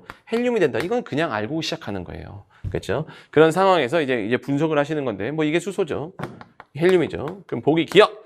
기억 원자는 원자라고 했잖아. 여러분들 원자라는 건 언제 형성돼요? 이거 당연히 이것도 외우는 거야. 빅뱅이 형성된 다음에 38만 년이 지난 다음에. 그렇죠? 기본적으로 통합과학은 암기적인 성향이 강합니다. 화학물리 계산인데요. 방금 전에 우리가 화학 문제 풀었잖아요. 산화하는 풀었잖아요. 그렇죠? 그것도 내가 이런 문제가 나왔을 때 이렇게 행동해야겠다 라는 게 지금 여러분들 암기된 상태에서 시작이 되는 거예요. 그렇죠? 조금 더 복잡한 계산 문제 같은 것들은 여러분들이 지금 통합과학 수능에서는 다루지 않습니다. 여러분들이 2학년 때 배우는 뭐 심화화학이나 그런 데서나 하는 거지 통합과학 화학은 수능이라고 할지언정 여러분들이 어느 정도 딱 외운 거를 그냥 쑥 써내려가는 그런 과정만 들어가 있어요. 진짜라니까. 그죠? 그 다음에 니은, 우주를 구성하는 니은의 대부분은 별 내부의 핵융합 반응으로 만들어졌다라고 했는데 이거 조심하셔야 돼요. 아니에요. 그러니까 이게 우리가 별이라는 단어를 배우게 되면 주계열성 중심부에서 주계열성이 머무는 기간이 길다 그랬고 별이 일생에 있어서 주계열성이 머무는 기간이 길다 그랬고 그 다음에 주계열성 동안 별의 중심부에서 수소핵융합 반응을 통해서 헬륨을 만들어내기 때문에 이 니은 같은 모델을 헷갈려 하시는 분들이 많습니다. 그러니까 이것도 우리가 이론을 명확하게 하시면 전혀 문제가 안 되는 거예요. 수소핵융합 반응을 통해서 여러분 헬륨이 만들어지는 게 일어나긴 하지만 우주에 있는 헬륨이 대부분 세팅된 거는 빅뱅 핵합성 때예요. 그러니까 빅뱅이 터지고 나서 여러분들 38만 년 됐을 때 헬륨 원자가 생성되잖아요. 그때 거의 대부분이 다 형성이 된 거라. 그다음에 디귿, S의 대기, 자 이거 줄임기라고 했습니다. 줄임기라고 쭉 이었을 때 기억도 있고 니은도 있지만 기억과 니은에 해당되지 않는 것들도 있잖아. 그런 거는 그 외에 원소들도 있다라는 거지. 그렇죠? 그래서 정답은 몇 번이냐? 13번의 정답은 1번이다 라고 할 수가 있는 겁니다. 그렇죠? 예, 우리가 딱 전체 25문제 중에서 지금 절반까지 봤을 때 일단 지금 이 수능통합과학에서 지금 표현하고 싶은 색깔은 확실한 것 같아요. 자료 해석입니다. 근데 그 자료 해석이 생명과학과 지구과학에서 굉장히 많이 포커스 집중되어 있고요. 그다음에 화학 같은 경우는 기존에 있는 문제 스타일 그대로다. 물리도 그대로예요. 뒤에서 풀어보면 아시겠지만 물론 물리화학이 이대로 나올 거라고는 할 수는 없습니다. 여기서 조금 더 이제 자료 해석 문제. 아마 이제 물리화학이 자료 해석 문제로 들어간다라고 하면 실험적인 요소를 주는 경우들이 많아요. 실험적인 요소를 주면서 그걸 이제 해석하는 문제들이 또 줄 수 있는데 기본적으로 물리화학은 아이들에게 그냥 던져줬을 때 계산 문제에서 실수하는 경향들이 있기 때문에 물리화학의 문제들은 큰 틀에서 변하지 않을 가능성들이 높습니다. 그러니까 지금까지의 색깔로 봤을 때는 생명과학과 지구과학의 자료 해석이 여러분들 수능에서 문제가 이제 변별의 장치로 작용할 수 있다라는 거를 첫 번째 영상에서 하고요. 그다음에 두 번째 영상도 보면서 우리 또 한번 같이 얘기를 해보도록 하죠. 자, 여러분들 14번부터 한번 더 보죠. 그죠? 자, 다음은 전자껍질 모형을 이용한 원소의 전자 배치와 관련된 탐구 활동이다 라고 나와 있습니다. 그죠? 자, 그러면 조건을 항상 이렇게 줘요. 여러분들 보시면 2, 3주기 원소의 전자 배치 규칙이다 라고. 그러면 우리는 2, 3주기만 고려하시면 되지. 그치? 그럼 쓰세요. 뭐 오래 걸리지 않잖아요. 그죠? 그러면 리, 배, 붕, 탄, 질산, 풀, 내 이렇게 되어 있고 그 다음에 나, 마, 알규인, 황염, 이렇게 되어 있죠. 그렇죠? 그러면 이제 우리가 여기서 주어지는 거는 여기 내에서 푸시는 거예요. 여기 내에서. 자, 그 다음에 뭐 이거는 앞에 나와 있는 그냥 규칙에 대해서 나와 있는 거고 우리가 이제 고려해야 되는 건 여기죠. 그렇죠? 근데 또 나와 있네. 지금 산소라는 조건을 하나 주고 있고요. 그 다음에 X, Y, Z는 7번부터 17번까지래. 그렇죠? 그러면 7이 누구야? 얘잖아. 7, 8, 9, 10이잖아. 그러니까 우리는 이 X, Y, Z에 대한 정보가 어디까지예요? 17번까지니까 오케이. 여기까지. 아니다. 17번이니까 여기죠. 여기. 예, 그렇죠. 여기까지. 여기서 이제 여러분들이 후보군을 생각해 주시면 되는 겁니다. 그죠? 자, 그러면 힌트는 여기서 다 준 거야. 기준점을 준 거라고요. 그렇죠? 그러면 산소는 생각해 보세요. 산소는 원자가 전자수가 몇입니까? 원자가 전자수가 6입니다. 그다음에 전자가 들어있는 전자껍질수 2주기니까 2예요. 즉 3이 뭐야? 9A라는 거지. 그치? 그러면 A가 뭐가 돼요, 여러분들? A가 3분의 1이 되면서 여러분들이 여기다 각각 3분의 1을 대입을 해보시라고. 그쵸? 그러니까 X는 뭐가 돼요? X는 2가 되는 거고요. Y는 1이 되는 거고요. Z는 3분의 1이 되는 거라고요. 그렇죠? 어려운 게 아니야. 여러분 원소의 주기성이라고 해서 아마 이제 이런 것들이 점점 더 많이 나오겠지만 지금 이 문제는 여러분들 어려운 게 아니에요. 되게 힌트를 많이 준 문제예요. 그렇죠? 그러니까 이런 문제를 시작으로 해서 아마 문제는 조금 더 진화가 일어날 거라고 보입니다. 그렇죠? 조금 더 복잡한 조건들을 주겠지. 복잡한 조건이라고 해서 뭐 특별하다기보다 조건을 좀 더 숨기는 거예요. 조금 더 숨기면 여러분 조금 난이도가 이제 올라가게 되는 겁니다. 그럼 이제 이거에 해당되는 거 여러분 찾아보셔야겠죠. 원자가 전자수, 그러니까 전자가 들어있는 전자 껍질 수분에 원자가 전자수가 2가 나오는 게 여러분 뭐가 있어? 2라는 이 숫자가 나오게끔 하는 게 1분의 2가 되고요. 그렇죠? 그 다음에 2분의 4도 2가 나올 수가 있죠. 그 다음에 3분의 6 이렇게가 될 수가 있는 거지. 4분의 8은 안 되지. 왜냐면 4가 되는 순간 우리가 4주기로 넘어가 버리잖아요. 그렇죠? 이거는 여러분들 우리가 고려 대상이 아닙니다. 1분의 2도 고려 대상이 아닌 거예요. 그렇죠? 예, 왜냐면 지금 원자가 전자수가 2개를 가지면서 1주기인 애들은 없거든. 그렇죠? 그래서 우리가 고려해야 될 거는 이건데 중요한 거는 2주기면서 4번인 거는 어디예요? 얘야. 근데 지금 X, Y, Z는 질소부터 포함된다라고 했잖아. 그렇죠? 그러니까 얘도 여러분들 고려 대상이 아니다. 즉 X는 3분의 6이 돼야 되는 거죠. 그게 누구야? 3주기면서 원자과 전자가 6인 여러분들 X는 황이 되는 겁니다. 황 이런 식으로 하시는 거예요. 그렇죠? 특정 원자의 여러분들 기준을 주고 그거에 따른 이걸 우리가 해석하신 다음에 그대로 차례대로 대입해서 하시는 문제. 이런 문제들이 아마 계속 나올 거예요. 네, 이런 문제가. 그 다음 거 해보죠. 지금 Y도 마찬가지입니다. 이제 우리가 Y를 찾으셔야 되는데 y가 그러니까 이 분수가 1이 나올 수 있는 것도 역시나 여러 개가 있죠. 1분의 1이 나올 수가 있고요. 그 다음에 2분의 2, 그 다음에 3분의 3까지가 가능한데 1분의 1도 여기 수소잖아. 고려 대상이 아닙니다. 그렇죠? 고려 대상이 아니고 그 다음에 지금 2에서 2는요. 그렇죠? 2에서 2는 베릴륨. 그렇죠? 역시나 근데 고려 대상이 아니에요. 왜? 질소부터니까. 그렇죠? 그러면 어떻게 돼? 3죽이면서 원자과 전자수 3개. 오케이. 알루미늄 결정. 자, 마지막 Z. Z가 3분의 1이 나오려면 여러분 어떻게 돼? Z가 3분의 1이 나오기 위해서는 원자과 전자수가 하나면서 전자껍질 3개 이 경우밖에 안 돼요. 그 경우가 누군데요? 얘잖아. Z는 나트륨이 되는 겁니다. 이렇게 해서 이제 우리가 X, Y, Z를 다 구한 거예요. 그죠? 특별하게 어려운 문제가 아니다. 이런 거는 어려운 문제가 전혀 아닙니다. 자, 그럼 기억. Z는 2개를 잃으면 네온의 전자 배치를 간다라고 했는데 여러분들 나트륨은 어떻게 돼요? 1개의 전자를 잃는 거지. 1개. 그 다음에 니은 XO2는 공유결합 물질이다라고 되는데 X 황이고요. 그 다음에 O는 방금 전에 산소였잖아요. 그렇죠? 둘 다 뭐예요? 비금속이잖아. 그렇지? 비금속은 여러분들 공유결합만 합니다. 그 다음에 디귿 Y와 산소가 결합하여 형성된 Y가 누군데요? 알루미늄. 알루미늄과 산소가 결합하면 얘는 금속이고요. 얘는 비금속이니까 우리 무슨 결합합니까? 이온 결합하잖아요. 근데 이온 결합이란 건 여러분은 액체 상태에서 전기전도성이 있다라고 했죠. 그렇죠? 그러니까 정답 몇 번이다? 14번의 정답은 여러분들 4번이다. 4번 맞네요. 그렇죠? 이런 식으로 하는 거예요. 근데 이제 지금 이게 가이드 문제로 이런 게 나왔다면 다시 한번 말씀드리지만 여기서 조금 더 복잡한 문제. 이 복잡하다라고 해서 여러분들에게 주기율표에서 더 많이 외워야 되는 상황이 나오지는 않을 거예요. 그렇죠? 딱 주어진 우리가 항상 그 22개 우리가 딱 통합과학에서 배우는 22개의 원소들 있잖아. 거기에서 이제 여러분들이 풀 수 있는 내용들이 조금 더 복잡한 조건으로 나올 거다. 네, 그런 식으로 나올 거다. 그래서 우리는 이런 식의 느낌의 문제들을 좀 자주 풀어보셔야겠죠. 오케이. 자, 그 다음에 15번입니다. 그림은 지구 시스템을 구성하는 각 권역 사이에 탄소 순환 과정을, 그 다음에 표는 탄소의 이동 과정, 기억, 니은, 디귿의 예를 나타낸 것이다 라고 나와 있습니다.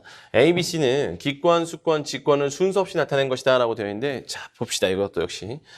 지금 산호골격 생성이 A가 지금 생물권한테 영향을 주는 거예요. 근데 우리 산호 어디 살아? 그치? 여러분들 A는 수권이에요. 자, 그 다음에 지금 석탄, 오케이. 석탄 화석연료라고요. 화석연료 우리 어디 거예요? 직권이잖아. 그치? 그러니까 니은 오케이.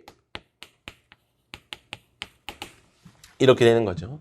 그쵸? 그러면 자연스럽게 여러분들 이 어디 있어요? 네. C가 여러분 뭐가 됩니까? 이게 기권이 되겠죠. 자, 그럼 보기 기억. A는 수권이다. 맞아요. 그 다음에 니은 침전에 의해 석회암이 형성되는 과정은 B의 탄소량. 자, 석회암이라는 게 여러분 직권에서의 얘기니까 탄소량을 증가시킨다. 맞습니다. 지구 전체를 얘기한 게 아니잖아. 지구 전체의 탄소량은 우리가 항상 일정하다라고 얘기를 해주셔야 된다고. 근데 이건 지구 전체를 얘기한 게 아니라 지금 이 과정에서 이 과정이 진행된다면 여기에서의 탄소량이 증가하냐. 그걸 물어보는 거잖아. 맞는 말이에요. 그 다음에 디귿 육상식물의 광합성은 A에 해당한다라고 했는데 A는 자, 항상 이 단원에서의 문제는 항상 여러분 선배들 보고 해도 내용을 몰라서 틀리는 경우가 아닙니다. 그래서 이 단원에서는 항상 이런 스타일의 문제가 많이 나올 거예요. 이런 거는 여러분들 틀리라고 주는 문제가 아니야. 누구나 맞추라고 하는 문제인데 여러분들이 주의하셔야 되는 건 이거. 아마 수능에서도 여러분들 이 비슷한 결로 갈 거라고 생각이 듭니다. 화살표의 방향을 여러분들 꼭 유의해 주셔야 돼요. 그렇죠? 화살표가 양쪽으로 되어 있으면 그 양쪽에 있는 그 권역들 사이의 상호작용이 맞는지만 확인하시면 돼.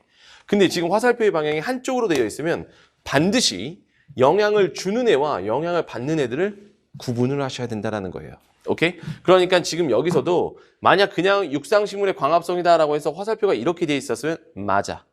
맞는데 지금은 육상식물의 광합성이라고 나와 있잖아요. 그렇죠? 광합성은 기권이 생물권한테 영향을 주는 겁니다. 네, 기권이 생물권한테 영향을 주는 거기 때문에 지금 이것은 틀렸다라고 할 수 있죠. 그래서 15번의 정답은 몇 번이다? 3번 정답이네요. 그렇죠? 오케이. 이런 식으로. 이거는 크게 어려운 문제가 아닙니다. 그렇죠? 그냥 여러분들 암기한 걸 잘 푸시기만 하면 되는 거예요. 암기만 잘 하시면 되는 단원이에요. 자, 그 다음에 16번을 보죠. 자, 16번을 보시면 다음은 전자기 유도 현상을 알아보기 위해 설계한 실험이다 라고 나와 있습니다. 동일한 자석 6개, 그 다음에 코일, 전류 센서, 고무줄 이렇게 나와 있는데요. 그림과 같이 자석 6개와 고무줄을 이용하여 A, B, C를 준비하고 코일과 전류 센서를 연결한다 라고 나와 있습니다. 그 다음에 A의 N극을 아래로 하고 코일의 위쪽 끝에서 높이 H 지점에서 가만히 놓는데요. 그렇죠? 이게 이제 우리가 보통 전자기 유도에서 가장 많이 나오는 스타일의 문제예요. 자석이 코일의 중심축을 따라 낙하하는 동안 코일에 유도되는 전류를 전류 센서로 측정한다라고 되어 있습니다. 나의 A를 B로 바꿔서 나와 다를 반복하고 나의 A를 C로 바꿔서 나와 다를 반복한다라고 되어 있습니다. 그러면 뭘 물어본지 봅시다. 기억, 자석의 개수가 다른 A, B, C를 사용하는 것은 자기장의 세기를 서로 다르게 하기 위함이죠. 그렇죠. 지금 보시면 결국은 여러분들 전자기 유도에서 가장 중요한 거는 자기장의 변화입니다. 그죠? 자기장의 변화가 가장 중요한 건데 A는 지금 이 자석이 하나잖아. 다 동일한 자석이긴 한데 A는 자석 한 개짜리를 떨어뜨리는 거고 B는요. 자석 2개를 붙여놓은 거. C는 자석을 3개를 붙여놓은 거잖아. 그렇지? 그럼 아무래도 한 개보다 2개, 2개보다 3개가 더 자기장이 더 많이 나가겠죠. 이게 묶어져 있으니까요. 그렇죠? 그러니까 A, B, C에 지금 차이를 둔 거는 자기장의 세기를 차이를 두게 한 겁니다. 그 다음에 니은 A, B, C를 놓을 때 N극을 아래로 하는 것은 자기장의 방향과 유도 전류 세기가 아니에요. 이거 여러분들 우리가 그냥 이론적으로 알고 시작하는 거야. 유도 전류의 세기를 결정하는 거는 이제 우리가 보통 세 개가 있습니다. 하나가 자석 자체를 센 걸 쓰냐 약한 걸 쓰냐, 강한 자석이냐 약한 자석이냐 그걸 쓰는 거고요. 그 다음에 두 번째는 여러분들 속도입니다. 그죠? 속도 자체를 여러분들 변화시키는 거. 그죠? 그 다음에 세 번째는 지금 코일. 이 코일의 가문수에 따라서 여러분들 자기장의 세기가 변하는 거예요. 그러니까 유도전류의 세기와 관련이 있으려면 속도를 빠르게 하거나 코일의 가문수를 늘리거나 아니면 자기장 자체를 여러분들 센 자석을 쓰거나 자석이라고 할게요. 자석.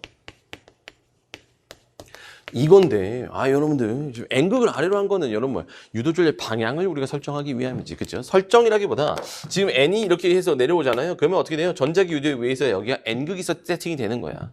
여기가 S극이 세팅이 되죠. 그렇죠? 그러면 유도전류의 방향이 우리가 세팅이 되는 거잖아요. 그렇죠? 결정이 되는 거잖아. 이런 거지 세기랑은 관련이 없는 거예요. N극이 밑에 온다는 거. 만약 여기가 S극으로 세팅이 되면 어떻게 되겠어요? 여기가 S극 되면서 유도전류의 방향이 반대가 되는 거잖아. 그치? 그런 것들. 그러니까 니은은 틀린 거예요. 자석을 N극 밑으로 하는 거랑 유도전류의 세기랑은 여러분 관계가 없습니다. 그죠? 그 다음에 디귿 A, B, C를 놓는 높이를 H로 같게 하는 거는 코일을 통과할 때 전기 에너지로 전환되는 운동 에너지의 양을 서로 같게 한다. 조심하셔야 되는 겁니다. 그리고 하나 지금 이제 이 문제를 통해서 제가 이제 조금 이제 어디까지 확장될 수 있냐라는 걸 보면 에너지를 좀 건들 수도 있겠다라는 생각이 들어요.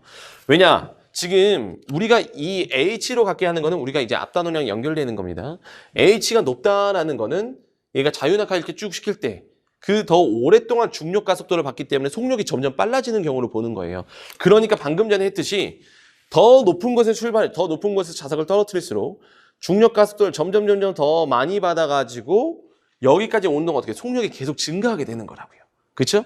그러면 이제 유도전류의 세기가 세질 수가 있는 그런 상황을 보는 건데 지금 그건 속력이고 지금 문제에서 물어보는 건 운동 에너지잖아. 그치? 이걸 풀기 위해서는 에너지의 공식을 아셔야 돼요. 근데 이 전까지 여러분들 통합과학의 색깔은 운동 에너지의 공식을 여러분들 건드는 문제는 안 나왔었다고. 그러니까 이제 여러분들이 가이드 문제로 운동 에너지라는 게 좋다? 에너지로 조금 더 확장할 수가 있다, 문제가. 그렇게 여러분 좀 보셔야 돼. 운동 에너지의 공식은 2분의 1 mv 제곱입니다. 2분의 1 mv 제곱이에요. 지금 여기서 h를 다르게 해서, 즉 높이를 다르게 해서 이 v가 영향을 받을 수가 있는데 이 m은 다르잖아. 지금 이 A, B, C에서 여러분 어떻게 돼요? A는 1개고 B는 2개고 C는 3개잖아요. 질량이 다르잖아요. 그렇죠? 질량이. 그러니까 운동 에너지 양이 여러분 서로 같게 하기 위함이 아니에요. 그렇죠? H로 같게 하는 거는 지금 얘네들의 속력이 다 똑같은 그 상황을 주기 위함이지 운동 에너지 양, M이 다 다르잖아요. A, B, C 같이 M이 다르잖아. 질량값이 다르잖아. 그러니까 운동 에너지 양을 서로 같게 하기 위해서가 아니다. 그러니까 예전에 비해서 이 전통화과학의 이 전기 파트에 비해서 내용이 조금 더 여러분들 쉬워진 건 사실이에요. 왜냐? 그 뒤에 계산하는 문제들이 빠졌기 때문에 내용 자체가 쉬워진 건 사실이라고. 다만 지금 가이드 문제에서 에너지를 건드렸다 하는 거는 에너지와 관련된 내용들이 조금 더 확장될 수도 있겠다. 예, 뭐 근데 많이 확장이 아니라 이런 뭐 공식 정도 알고 그거에 전환하는 것만 이제 우리가 따져주면 될 것 같은 느낌이다. 예, 그 정도입니다. 지금은 조금 더 봐야 될 거예요. 이제 여러분들 수능 보기 전까지는. 어쨌든 16번의 정답은 여러분들 1번이다. 맞았네요. 그죠? 자, 그 다음에 17번입니다. 그림 가와 나는 2억 6천만 년 전과 그 다음에 1억 년 전의 수직 분포를 순서 없이 나타낸 것이다 라고 되어 있습니다. 자, 그러면 지금 뭔가 대륙이 다 합쳐져 있는 상황, 그죠? 약간 초대륙 같은 느낌이 보이고 지금 대륙이 떨어져 나가고 있는 시기를 보고 있네요. 그리고 또 우리가 확인할 수 있는 거는 뭐냐? 1억 년 전이라고. 이게 더 나중이야. 시간의 흐름은 이렇게 가는 거예요, 여러분들. 시간의 흐름은 이렇게 가는 거라고요. 그렇죠? 왜냐면 대륙이 분리되고 있는 거니까. 근데 이제 우리가 항상 지질시대 때 항상 얘기하는 게 있습니다. 선캄브리아, 그 다음에 고생대, 중생대, 그 다음에 신생대. 이거의 계략적인 여러분들 그 시작하는 그 시기를 알라고요. 그렇죠? 그러면 보통 여러분들 어디나 지금 이 신생대가 시작하는 때가 6,600만 년 전이에요. 그래서 우리가 보통 단위를 억 년 전을 쓰니까 여기 0.66이 나온다고. 그러니까 지금 이 시기는 여러분 나 시기가 중생대 시기예요. 보기 기억. 나 시기에 생성된 지층에서 삼엽층. 오케이. 나 시기는 중생대인 걸 알았어. 근데 여기는 어떻게 돼요? 여기는 지금 뭐예요? 여러분들 여기는 고생대 때의 특징이잖아. 그렇죠? 고생대 때 나오는 화석이잖아요. 그렇죠? 그러니까 보기 기억은 여러분 틀렸다. 자, 그 다음에 가는 이제 고생대겠죠. 나는 중생대고. 그러면 고생대와 중생대 사이에 엄청 큰 대멸종이 하나 나옵니다. 그렇죠? 엄청 큰 대멸종이 나와요. 자, 그래서 니은은 맞는 말이고 그 다음에 디귿 나의 시기 이후, 즉 중생대 시기 이후 빙하기와 간빙기가 반복된다. 그랬죠? 중생대 이후에 신생대에서 간빙기와 중빙기래. 빙하기와 간빙기가 여러분 반복이 됩니다. 그죠? 빙하기가 4번, 간빙기가 3번 정도. 그죠? 그러니까 정답은 몇 번이다? 17번의 정답은 여러분 5번이다. 맞네요. 그렇죠? 자, 그 다음에 18번을 좀 보도록 합시다. 이것도 마찬가지예요. 지금 지구과학 문제 몇 개 나왔죠? 17번도 지구과학이고 그 다음에 15번도 지금 지구과학이었잖아요. 그렇죠? 두 문제 다 그냥 우리가 알고 있는 내용을 그러니까 우리가 외운 내용이죠. 공부한 내용을 그냥 풀게끔 그냥 잘만 외우면 잘 풀 수 있게끔 하는 문제들이 나왔다고요. 자, 그 다음에 18번을 보도록 합시다. 그린 가는 힘 센서를 설치한 마네킹에 안전모를 씌운 후 속력 V0로 벽에 충돌시키는 실험을 나타낸 것이다. 그림 나는 안전모 A, B, C를 이용하여 각각 가해 실험을 했을 때 힘 센서에 측정된 결과를 나타낸 것으로 각각의 그래프와 시간축이 이루는 면적은 서로 같다라고 되어 있습니다. 그렇죠? 자, 지금 보시면 우리가 충격량 문제에서 항상 하셔야 되는 건 이거예요. 충격량이라는 거는 운동량의 변화량, 그 다음에 평균 힘이 혹은 충격량에다가 시간을 곱한 거. 그 다음에 FT 그래프에서의 넓이가 충격량을 구하는 걸 여러분 물어보는 거라고요. 그렇죠? 충격량 구하는 공식으로. 그러면 충격량은 항상 여러분들 똑같은 포맷이 나온다라고 했어요. 예를 들면 이걸 통해서 이걸 구한 다음에 여러분들에게 다른 걸 물어보는 거. 다른 식을 물어보는 거. 다른 식에 있는 어떤 항을 물어보는 거. 이런 것들이 나온다고요. 그렇죠?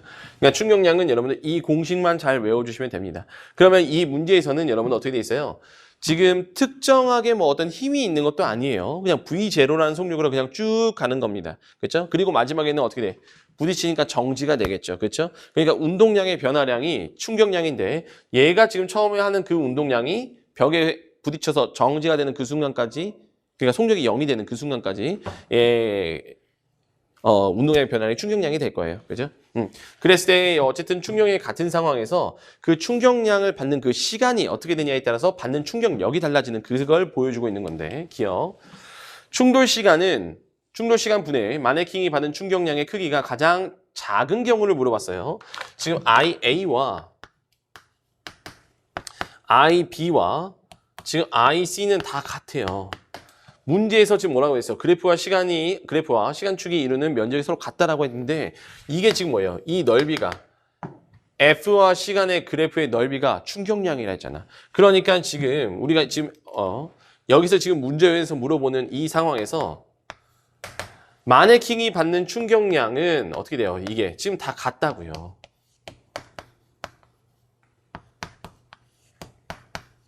분자값은 다 같은 거예요. 그렇죠? 근데 중요한 거는 여기에 적용되는 이 TA와 TB와 TC가 지금 어떻게 되는 거예요? TA가 가장 짧네요. B가 그 다음이고. 지금 이렇게 된다고요. TA가 가장 짧고 그 다음에 B고 그 다음에가 C고 이렇게 된다고요.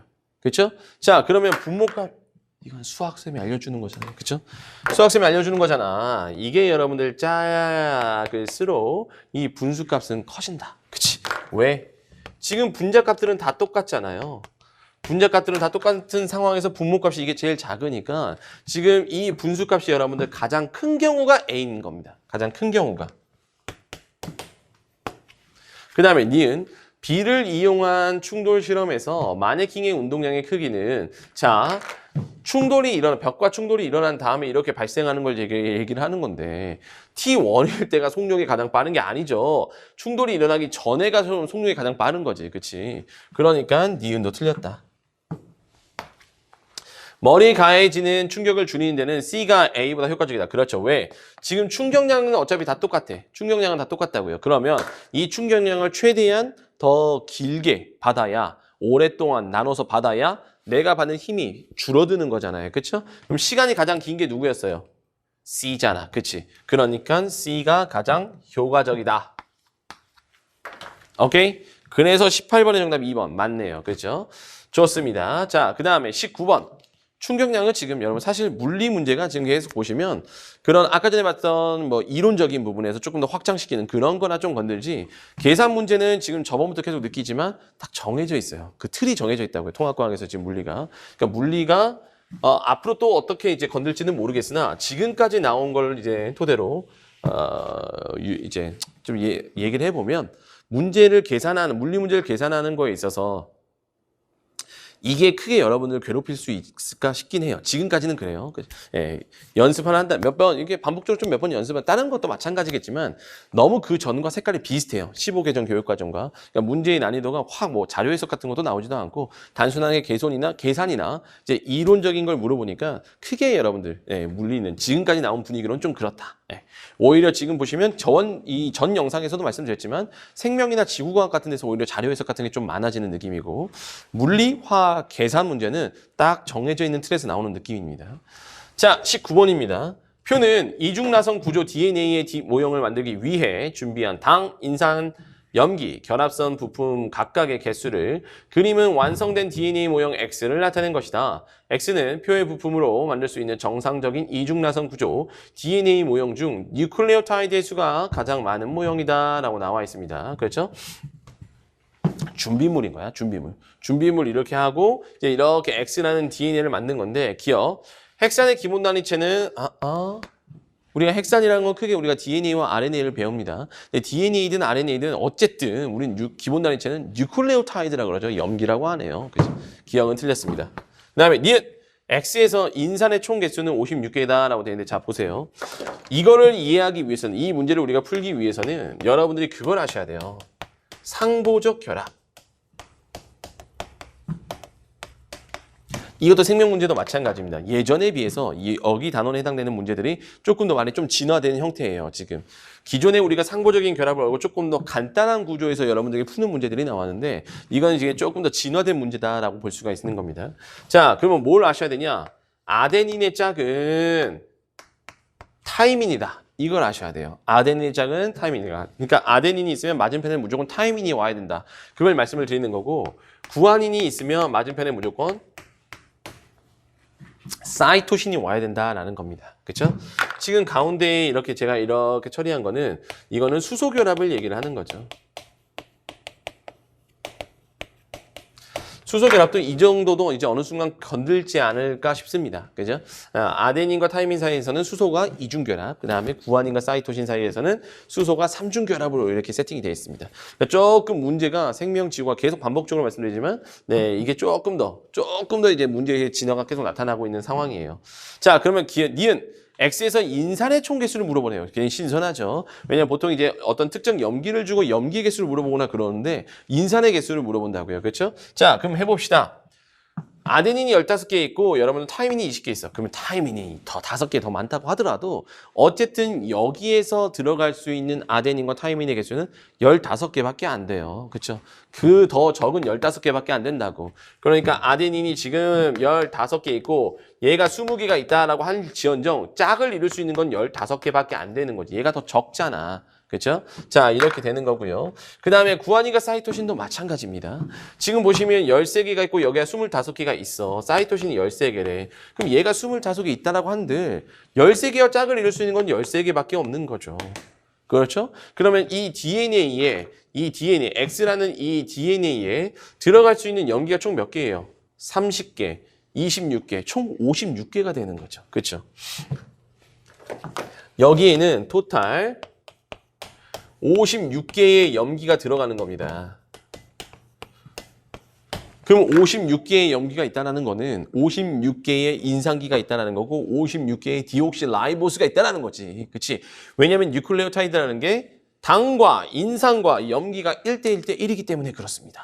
그렇죠? 네. 그래서 그걸 알고 있으면 우리가 충분히 풀 수 있는 건데 신선하긴 하죠. 보통 인산의 총개수 이렇게 조금 더 뭔가 딱딱 안 나눠 떨어지는 경우를 잘 안 줬는데 딱딱 나눠 떨어지는 경우를 안 나눠 떨어지는 경우를 주면서 여러분들에게 염기가 아닌 또 다른 다른 뭐 인산이나 뭐 이런 걸 물어보는 것도 참 신선한 거예요. 네. 그렇죠? 그러니까 56개 맞습니다. 니은에. 자, 그다음에 디귿 X에서 구아닌과 상보적으로 결합한 염기의 총 개수는 13개이다. 구아닌이 13개, 사이토신 13개. 맞습니다. 자, 그러니까 정답 몇 번이다? 정답은 여러분들 5번이다.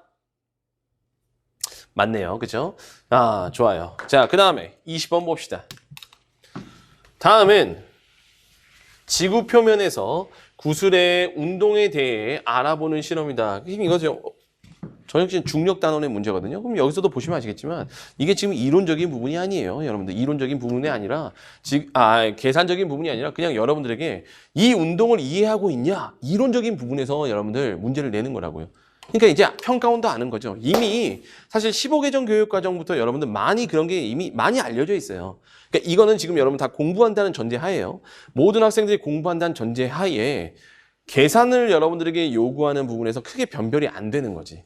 크게 변별이 안 되고 오히려 공부를 하는 친구들이 계산에만 굉장히 포커스를 맞추다 보니까 이런 물리를 이론적인 거에서 물어보는 그냥 그런 원론적인 거에서 물어보는 거에서 틀리는 걸 보고 그런 쪽으로 조금 많은 학교들이 조금 그런 쪽으로 좀 가이드를 이미 잡고 있었어요. 그러니까 평가원도 이제 그런 느낌을 좀 느낀 건지 그렇게 주고 있는 거죠. 뭐 그렇다고 해서 여러분 계산 문제가 안 나온다는 건 아니지만 지금 보면 색깔들이 다 그렇잖아. 예, 굉장히 이론적인 거 뭐예요? 막 우리가 숫자 계산하는 거 안 나오잖아. 그쵸?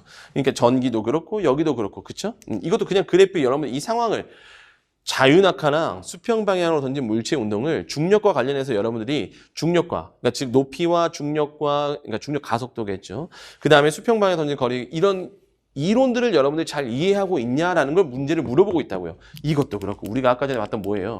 이것도 여러분 마찬가지. 계산하는 거 아니었잖아. 그렇죠? 계산하는 거 아니었고 그다음에 이것도 마찬가지고요. 그렇죠?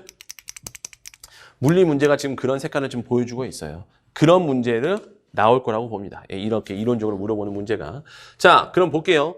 그림과 같이 모눈종이를 배경으로 구슬 A와 B의 운동을 촬영하는 실험 장치를 설치한다라고 되어 있고요. A는 자연학과, B는 수평 방향으로 V0의 속력으로 여러분 발사한대요. 그 다음에 촬영된 연상을 분석하여 A와 B의 위치를 0.1초 간격으로 나타낸다라고 되어 있습니다. 그렇죠? 그러면 이거예요. 지금 A, B가 같은 높이에서 출발했죠? 그러면 무조건 뭐라 했습니까? 이론 시간에 말씀을 드렸습니다. 무조건이에요. 중력에서 가장 중요한 건 출발하는 높이예요.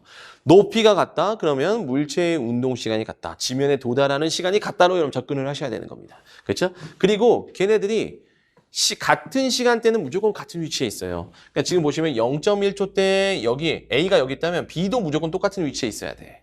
그 다음에 0.2초 때 이만큼 여기에 있으면 B도 무조건 같은 위치. 0.3초 때 여기면 무조건 B도 같은 위치에 있어야 된다고요. 이게 중력에서 전형적으로 여러분들에게 물어보는 그 틀이라고요. 틀, 정해진 틀. 높이가 굉장히 중요한 거예요. 여기 단원에서는. 그치? 그럼 문제에서 뭘 물어보는지 봅시다. 오케이. 중력이 지구보다 작은 행성의 표면에서 이 실험 과정을 동일하게 했대요. 그러면 여러분들이 그걸 이해하셔야지. 그치? 지금 우리 지구 중력을 G라고 했을 때 이 지구 중력에서 어떻게 됐어요? A가 모는 종이로 봤을 때 한 칸, 두 칸, 세 칸, 네 칸 내려오는데 몇 초 걸렸어? 0.3초 걸렸잖아. 그치? 네 칸 올려. 여기서 이렇게 하는데 네 칸 내려오는데 0.3초 걸렸다고요. 0.3초요. 그쵸? G라는 중력 가속도에서 네 칸을 내려오는데 0.3초 걸렸다고요. 그렇죠. 그러면 G보다 더 작은 중력에서 중력 가속도가 적용된 데에서 쭉 내려온다라고 했을 때 같은 거리를 가려면 여러분 어떻게 돼야 돼? 시간이 더 오래 걸릴 거라고요. 그렇잖아. 그치? 이거보다 더 작은 가속도로 여러분들 가면 같은 거리를 가는데 더 오래 걸릴 수밖에 없다고요. 그렇죠. 그러니까 지금 문제에서 물어보는 게 뭐가 잘못된 거냐? 이게 G 지구고 이게 G가 이제 더 작은 중력 가속도일 때는 같은 네 칸을 갈 때 훨씬 더 오래 걸릴 수밖에 없다고요. 그러면 1번과 2번 같은 건 정답이 될 수가 없죠. 왜? 똑같이 하나, 둘, 셋, 네 칸 오는데 어떻게 돼 있어요? 얘는 지금 0.3초 걸렸고요. 색깔이 안 보이나요? 0.3초 걸렸고 0.3초 걸렸어. 이렇게 될 수가 없다고. 더 시간이 오래 걸린다고요. 가속도가, 중력 가속도가 더 작으니까. 그러면 이제 여러분들 최소한 정답은 3, 4, 5번 중에서 골라주셨어야 돼. 그리고 여러분들 기억하셔야 되는 건 이거죠. 지금 문제에서 어떻게 돼 있어? 수평 방향으로 던진 물체의 거리를 보시면 하나, 둘, 세 칸 이렇게 움직였습니다. 오른쪽으로. 세 칸 움직였다고요? 세 칸. 자, 수평 방향으로의 거리는요. 어떻게 구해요, 우리? 수평 방향으로의 속력에다가 물체의 운동 시간을 곱한 게 여러분들 수평 방향으로의 거리가 결정이 되는 건데 중요한 건 여러분 어떻게 됩니까? 수평 방향의 거리가 지금 우리 여기서 했잖아요. 같은 거리를 내려오는데 여러분들 운동 시간이 더 길어졌잖아요. 그렇죠? 같은 거리를 내려오는데 운동 시간이 더 길어졌다고요. 그러면 수평 방향의 거리가 더 멀어졌을 거예요. 그렇죠? 자, 그러면 지금 어떻게 돼? 똑같은 하나, 둘, 세 칸 오는 3번은 정답이 될 수가 없다라는 거지. 그치? 왜냐면 이거는 같지만 지금 어떻게 돼? 이게 늘어났기 때문에 어쨌든 기존에 있는 기존에 있는 지구의 산 거보다는 더 멀리 갔어야만 한다고요. 3번도 정답이 될 수 없어. 그럼 나머지는 4번과 5번인데 자 보세요. 여기는 하나, 둘, 셋, 넷, 다섯, 6칸을 간 거고요. 여기는 하나, 둘, 셋, 넷, 5칸을 간 거예요. 아 그럼 둘 다 멀리 갔는데 이게 무엇이 정답이냐를 보시면 여러분들 이걸 보셔야죠. 지금 수평 방향으로 던진 물체 운동에서 여러분들 중요하게 생각해야 되는 거는 수평 방향으로의 거리는 여러분 뭐야? 이거는 변하지 않는, 수평 방향의 거리가 변하지 않는 게 아니라 수평 방향으로의 속력은 변하지 않는 거예요. 수평 방향으로의 속력은 변하지 않는 거야. 걔는 그냥 계속 똑같은 속력으로 날아가는 거야. 한쪽 방향으로 쭉 날아가는 거라고요. 다만 이거에 따라서 이게 결정이 되는 건데 이걸 보세요. 똑같은 V0의 속력으로 우리가 날리잖아. 근데 V0가 한 번의 시간 동안 얼마 갔어요? 한 칸 갔다. 한 칸 갔어. 그 V0라는 속력으로는 오른쪽 방향, 그러니까 수평 방향으로는 한 칸 간다고요.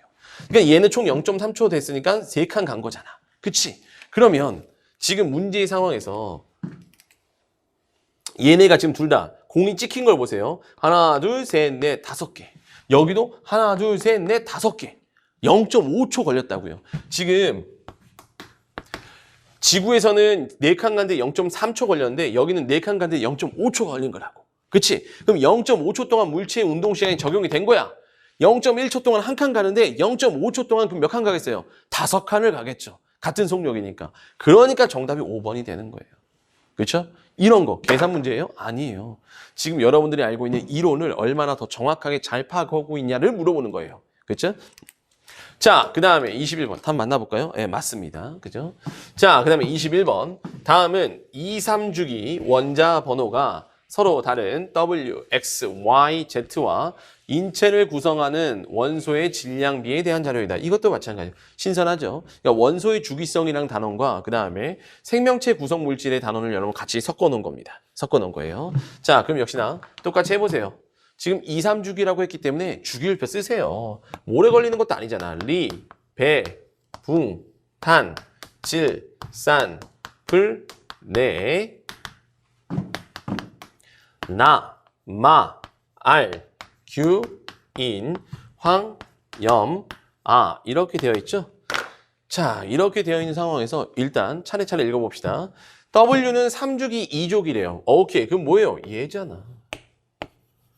얘가 W라고요. 아, 이거 누가 몰라. 야, 이거 모르면 큰일이고, 이건 진짜 모르면 큰일이고, 3주기 2족이 마그네슘인 거 우리가 안다고. 그럼 나머지, 이제 X, Y, Z가 2대 2대 3이래요.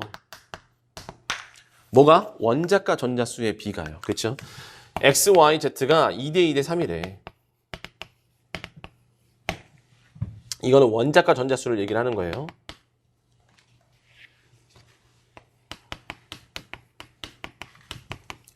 자, 그럼 잘 보세요. 앞에랑 똑같아요. 접근 방법은 똑같습니다. 자, 2대 2대 3이면 2대 2대 3이 되는 거 2족, 그러니까 2족, 2족, 그 다음에 13족에 있는 거 하나 이렇게 할 수가 있고요. 또 되는 게 뭐예요? 4대 4대 6도 가능하죠. 그것도 이제 간단하게 하면 2대 2대 3이 되니까. 그러니까 4족, 4족, 그 다음에 여기 있는 거 하나 이렇게 할 수가 있다고요. 그 다음에 뭐 6대 6대 9도 숫자적으로는 될 수 있지만 우리는 19족이라는 건 안 배우잖아요. 그렇죠? 없잖아. 그러니까 이 주어진 이 두 개 중에 하나가 돼야 되는데 중요한 건 여러분 뭐예요? 이미 W라는 애가 마그네슘으로 결정이 됐어. 근데 X, Y, Z가 만약 지금 EB라면 하나가 X와 Y가 베릴륨과 마그네슘이 돼야 되는 거고 Z가 붕소랑 알루미늄 중에 하나가 돼야 되는데 그러면 겹치잖아요. 얘랑.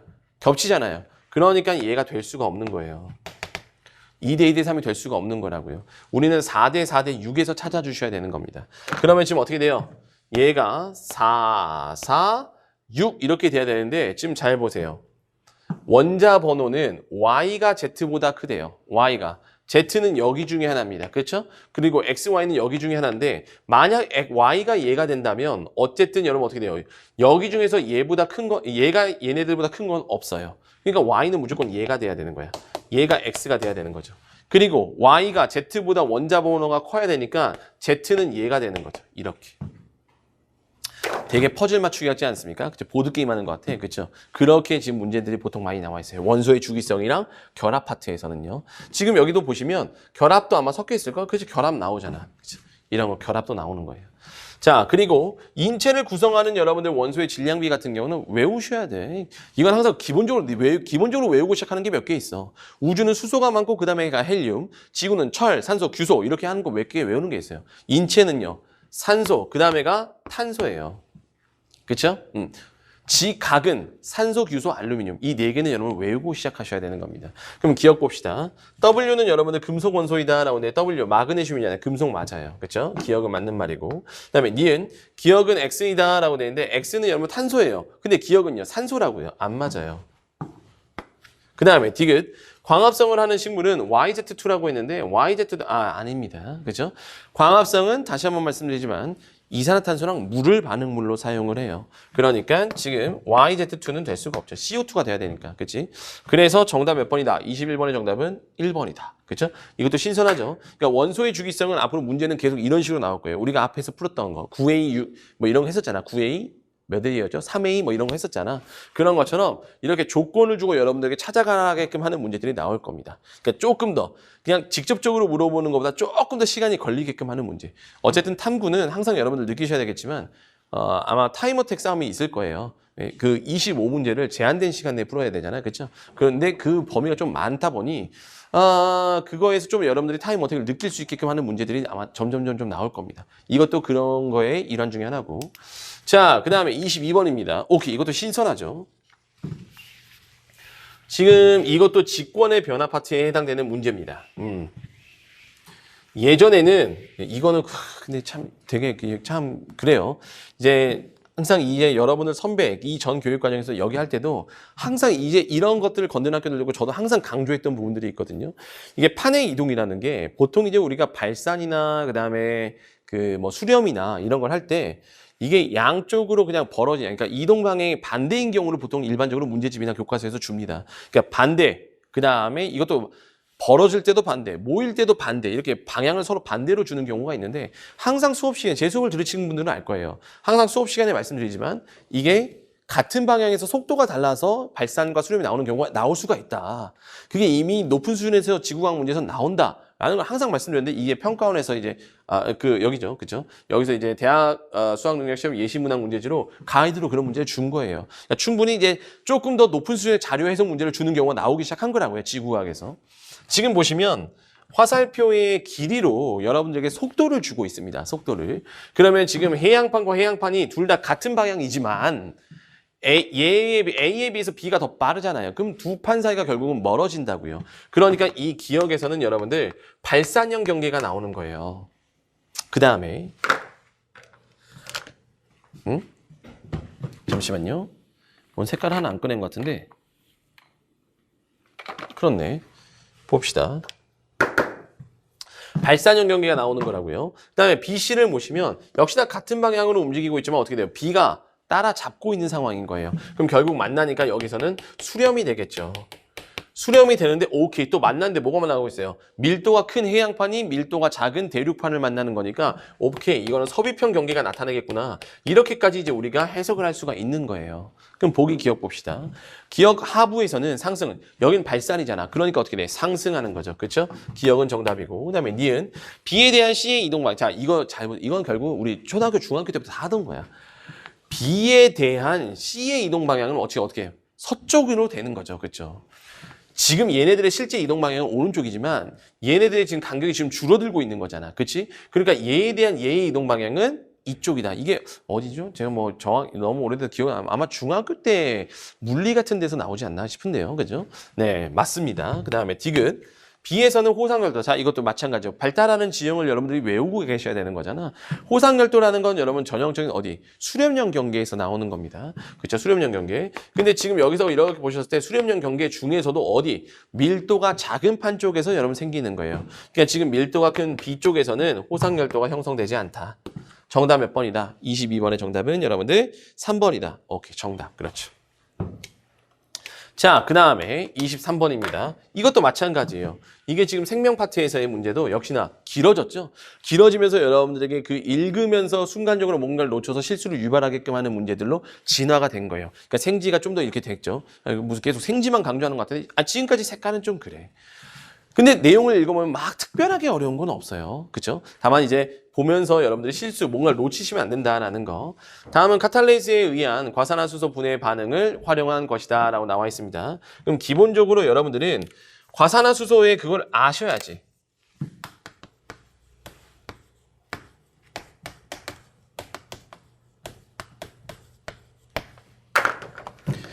여기에 카탈레이즈라는 효소가 작용해서 이런 반응이 일어난다는 건 기본적으로 알고 계셔야 되는 거예요. 이거는. 그쵸? 자, 그러면 이렇게 쭉 됐대요. 그럼 표와 같이 기억, 니은, 디귿, 리을을 준비한대요. 카탈레이즈. 그 다음에 니은, 디귿, 리을은 각각 돌연변이로 인해 기억의 특정 세모를 지정하는 코돈의 염기가 다른 염기로 바뀌어 만들어진 카탈레이즈다라고 되어 있습니다. 그렇죠? 그리고 뭐 이렇게 세팅했을 때 마지막에 가설은 어떻게 돼요? 가설은 옳다라고 이렇게 되어 있죠. 그럼 기억 원에서 실험 결과 문이 생성된다. 자, 원은 지금 어떻게 됐어요? 기포가 발생했대. 여기서 말한 기포는 누구예요? 얘예요. 그렇죠? 근데 그거와 같이 여러분 생성물에서 뭐가 나옵니까? 물이 나오죠. 그렇죠? 그러니까 물이 생성되는 건 맞습니다. 그 다음에 니은, B는 발생 안 합니다라고 되는데 여기 2를 말하는 거예요. 근데 잘 보세요. 단백질이라는 거는 결국은 DNA에 있는 염기 서열이 메신저 RNA로 넘어가게 되는 거고 이게 이제 단백질로 되는 과정 중에서 여기서 이쪽으로 번역이 될 때 그 RNA의 코돈, mRNA 코돈의 그 염기 3개의 조합에 따라서 아미노산이 결정이 되잖아. 그렇지? 근데 우리가 코돈표를 보신 분들은 알겠지만 총 64개의 코돈이 있어요. 표가 있다고요. 그렇죠? 거기 중에서 하나의 코돈이 무조건 하나의 아미노산이 아니잖아. 64개의 코돈이 있지만 우리는 아미노산 20종류잖아요. 그렇죠? 그러니까 아미노산마다 겹치는 코돈들이 있다고요. 그걸 지금 얘기를 한 거예요. 그러니까 분명히 지금 이거 다른 코돈이잖아요. CAU라는 거고 CAC라는 거잖아. 서로 다른 염기 서열로 되어 있잖아. 근데 둘 다 같은 아미노산으로 만들어진다고요. 궁극적으로 만들어지는 그 단백질에 같은 아미노산으로 되기 때문에 지금 염기설이 돌연변이로 이렇게 바뀌었다고 하더라도 문제가 안 된다라는 거야. 그렇지? 그러면 지금 이 로마서 2 같은 게 지금 여기 니은을 얘기를 하는 거잖아요. 여기서는 원래 CAU였는데 CAC로 바뀌었어. 바뀌어도 어때? 세모라는 아미노산 그대로 오는 거잖아. 그렇죠? 그러니까 여기는 어떻게 돼요? 발생해요. 예, 문제가 안 된다는 걸 말씀을 드리는 거예요. 사실 이 내용이 심화적으로 들어가면 굉장히 어려운 내용이 어렵다기보다 훨씬 더 깊게 들어가야 됩니다. 나중에 여러분들이 뭐 다른 가설까지 배우면서 첫 번째, 두 번째, 세 번째 이렇게 염기가 3개가 있을 중에 세 번째 염기에 있는 애들이 바뀌더라도 얘네들이 아미노산이 어떤 게 오냐에 따라서 미치는 영향이 작다라는 거를 대학 생명과학, 최소 생명과학 2, 그다음에 대학교 가서 배우는 내용이 이제 이걸 조금 더 굉장히 내용을 라이트하게 해서 그냥 이렇게 자료 해석을 하면 충분히 그 내용을 모른다고 하더라도 이걸 자료 해석을 하면 풀 수 있게끔 하는 문제가 나온 거예요. 근데 우리가 이제 이게 나올지 안 나올지도 모르는데 그걸 위해서 생명과학 2나 대학에 있는 내용들을 배워야 되냐? 그런 게 아니라는 거지. 지금 전체적인 색깔을 보면 자료 해석 문제들이 굉장히 많다라는 거. 그냥 자료 해석하면 돼요. 그러니까 선행을 안 했는데 그런 거 필요 없다라는 거예요. 하면 마이너스라는 게 아니에요. 하면 마이너스가 아니고 분명히 플러스지만 그 시간에 이 한 문제 나올지 안 나올지 모르는 그 문제를 위해서 여러분들이 그 많은 내용을 배우는 것보다 그 시간에 차라리 다른 거 공부하시고 자료 해석하는 능력을 여러분 기르시면 될 것 같다라는 걸 말씀을 드리는 겁니다. 자, 그래서 지금 2 같은 경우는 맞는 말이고 그 다음에 지금 이런 건 문제죠. CAU, 원래는 세모, CAU라는 걸 통해서 세모라는 아미노산이 와야 되는데 지금 AAU, AAC로 바뀌니까 아예 어떻게 되고 있어요? 네모라는 전혀 다른 아미노산으로 만들어지고 있잖아. 그치? 그러면 아예 다른 단백질들이 만들어지는 거고 그로 인해서 어떻게 되겠어요, 여러분들? 예, 제 기능을 못하는 거예요. 그쵸? 자, 그러면 보기 니은을 봅시다. B는 발생 안 하면 일단 틀렸어요. B는 발생을 하고요. 그다음에 D는 돌연변이가 일어난 유전자로부터 만들어진 카탈레이스는 촉매 기능을 잃는다라고 그랬는데 이것만 보면 촉매 기능을 잃는 거죠. 발생을 안 하니까. 근데 중요한 건 뭐예요? 돌연변이는 여기서도 일어난 거야.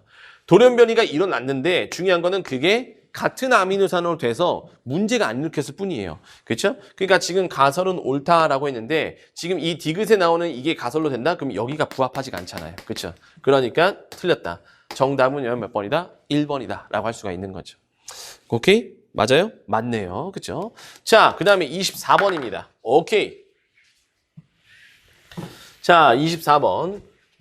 중화반응 문제예요. 그렇죠? 이 중화반응 문제가 보통 이제 통합과학 수준에서 절대 이제 여러분들 선배들이 배우는 그런 화학 수준이 아니라 그 통합과학 수준에서 문제를 조금 어렵게 낸다라고 한다면 H 플러스와 OH 마이너스의 개수에 영향을 줄 수 있는 농도가 다른 경우를 주는 경우가 여러분들 조금 난이도가 어려운 경우예요. 그래서 통합과학에서 중화 반응은 맥시멈이 그 정도라고 여러분 생각하시면 됩니다. 농도가 다른 경우, 농도가 같은 경우를 주면 문제가 너무 쉬워지고 지금 이 문제처럼 농도가 다른 경우가 주면 여러분들 조금 난이도가 올라가게 되는 거지.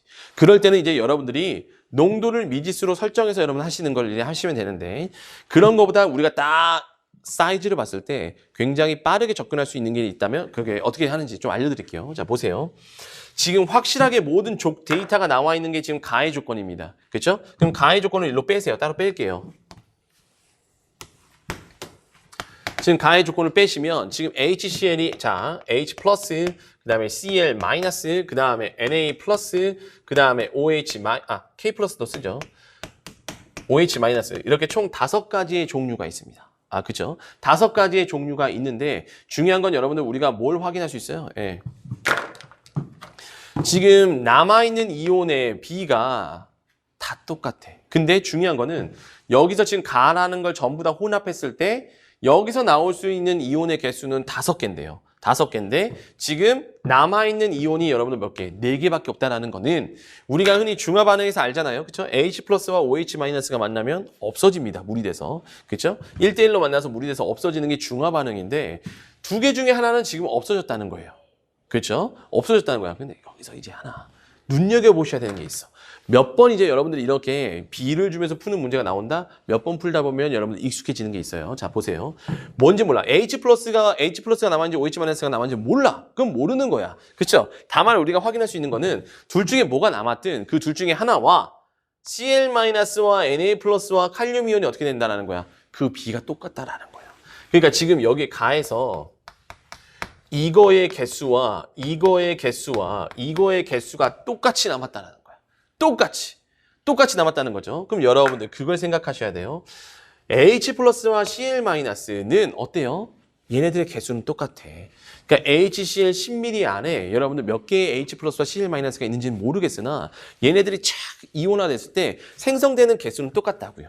그렇죠? 근데 그 생성된 CL 마이너스와 NaOH 15ml 들어있는 Na 플러스와 또 OH 마이너스가 개수가 어떻게 돼? 똑같다. 그죠? 그다음에 칼륨 이온과 여러분들 OH 마이너스가 30ml에 들어있는 게 여러분들 그 개수가 똑같다는 거예요. 지금 얘네 세 개가 똑같다는 거 있잖아. 그치? 그걸로 통해서 이제 우리가 알 수 있는 거는 무엇이냐. 이렇게 이거 조금 더 디테일하게 써드릴게요. 처음 들어보시는 분들을 위해서. H 플러스랑 CL 마이너스의 개수는 똑같습니다. 예를 들어볼게요. 10개 있으면 10개 있다는 거야. 그렇죠? 그 다음에 Na 플러스 같은 경우도 지금 어떻게 돼요? 얘랑 개수가 똑같다라고 문제에서 나와 있잖아. 그러니까 얘도 10개가 있으면 얘도 NaOH에서 만들어진 OH가 10개 있다는 거야. 그 다음에 칼륨 이온도 어떻게 되는 거예요? 칼륨 이온도 지금 똑같다는 개수가. 그러니까 얘가 10개 있으면 OH 마이너스도 몇 개 있다는 거야? 10개 있다는 거야. 그러면 토탈 OH 마이너스는 여러분 몇 개가 되는 거예요? 20개가 되는 거죠. 그럼 어떻게 돼? 1대1로 반응하니까 이건 아예 없어지고 얘만 10개가 남은 거예요. 이런 상황이라고. 간은 이런 상황. 이건 지금 여러분들 이해를 돕기 위해서 쉽게 풀어드린 거고 지금 간은 지금 이렇게 여러분들 해석을 하셔야 된다고. 그렇죠? 실제로 10개 있다는 건 아니에요. 이렇게 있다는 거예요. 그러면 이제 여러분들이 하셔야 되는 게 있지. 뭐야? 어쨌든 간은요. 지금 이거는 염기성인 상황이야. 그런데 염기성인 상황인데 여기에서 얘네들 CL-와 Na+와 K+의 개수를 맞춰주기 위해서는 지금 어떻게 돼야 돼? 항상 여러분 중화반응에서 가장 중요한 건 이거라고 했습니다.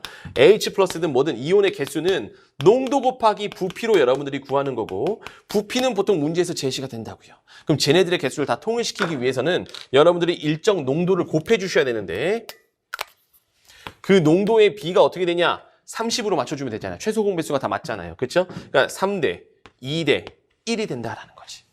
이렇게 돼. 이렇게 하시면 된다고. 따라하세요. 그렇죠? 3대, 2대, 1이 돼. 그러면 실제로 이거 이제 곱해야 되겠죠. 곱하면 어떻게 돼요?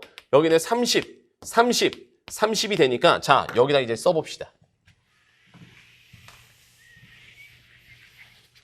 자, H 플러스는 지금 30개 있고 CL 마이너스도 30개가 있는 거예요. HCl이 30개 있다는 거는 H 플러스도 30개, CL 마이너스 30개, Na 플러스 30개, K 플러스 30개인데 자, Na 플러스 NaOH에서 나오는 OH 30개, 그 다음에 KOH에서 나오는 OH 30개. 그러니까 여기는 몇 개? 60개가 있는 거죠. 그러면 1대1대1로 반응하니까 얘가 없어지고 여기가 30개가 남아있는 상황이 가인 겁니다. 가는 지금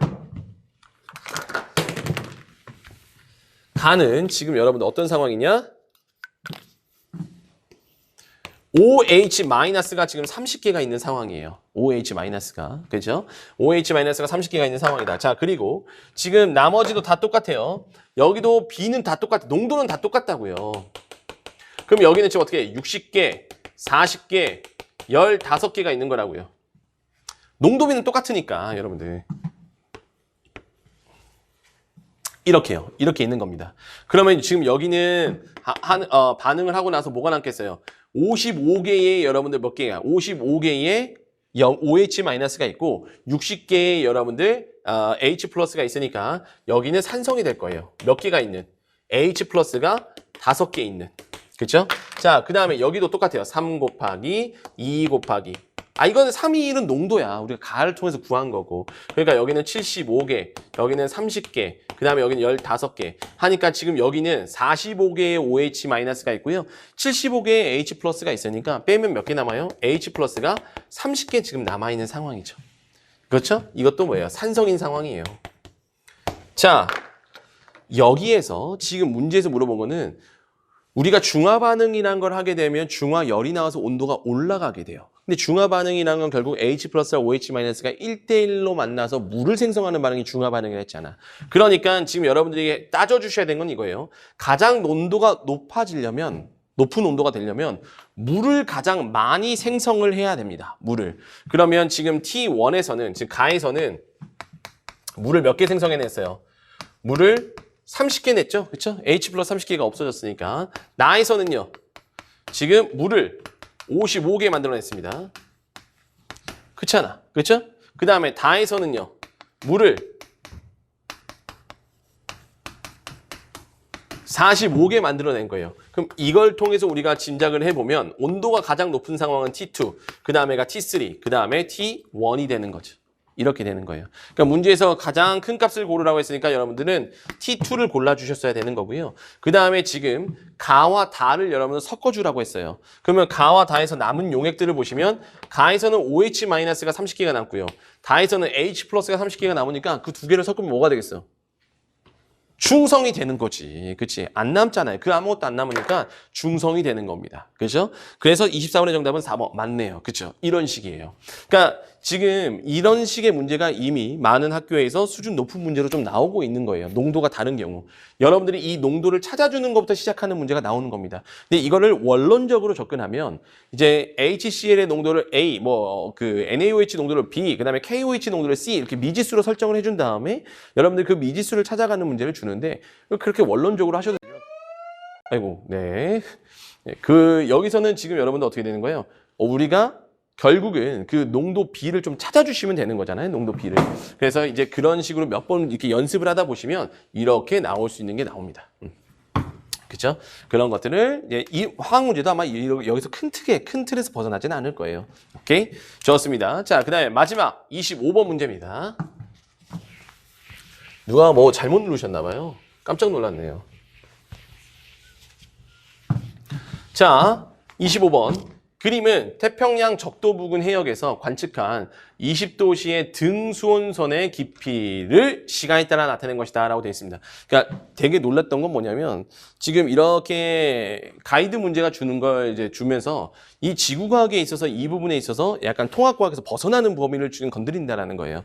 물론 딱히 통합과학이 어디까지다 라고 정해진 건 없지만 보통은 지구과학 1 정도, 그러니까 보통 2학년이나 지금 고3이 이제 수능을 보는 지구과학 1 있잖아요. 거기서 건드리는 내용이 지금 이렇게 나오는 겁니다. 보통은 엘니뇨 때 동태평양, 서태평양과 이제 수온이나 이런 것들을 건드리는 게 대부분이었는데 지금 이제 지구과학 1에 해당되는 문제들이 나왔다라는 거죠. 그렇죠? 그래서 이런 자료를 몇 번 좀 여러분들 보실 필요가 있다라고 느껴집니다.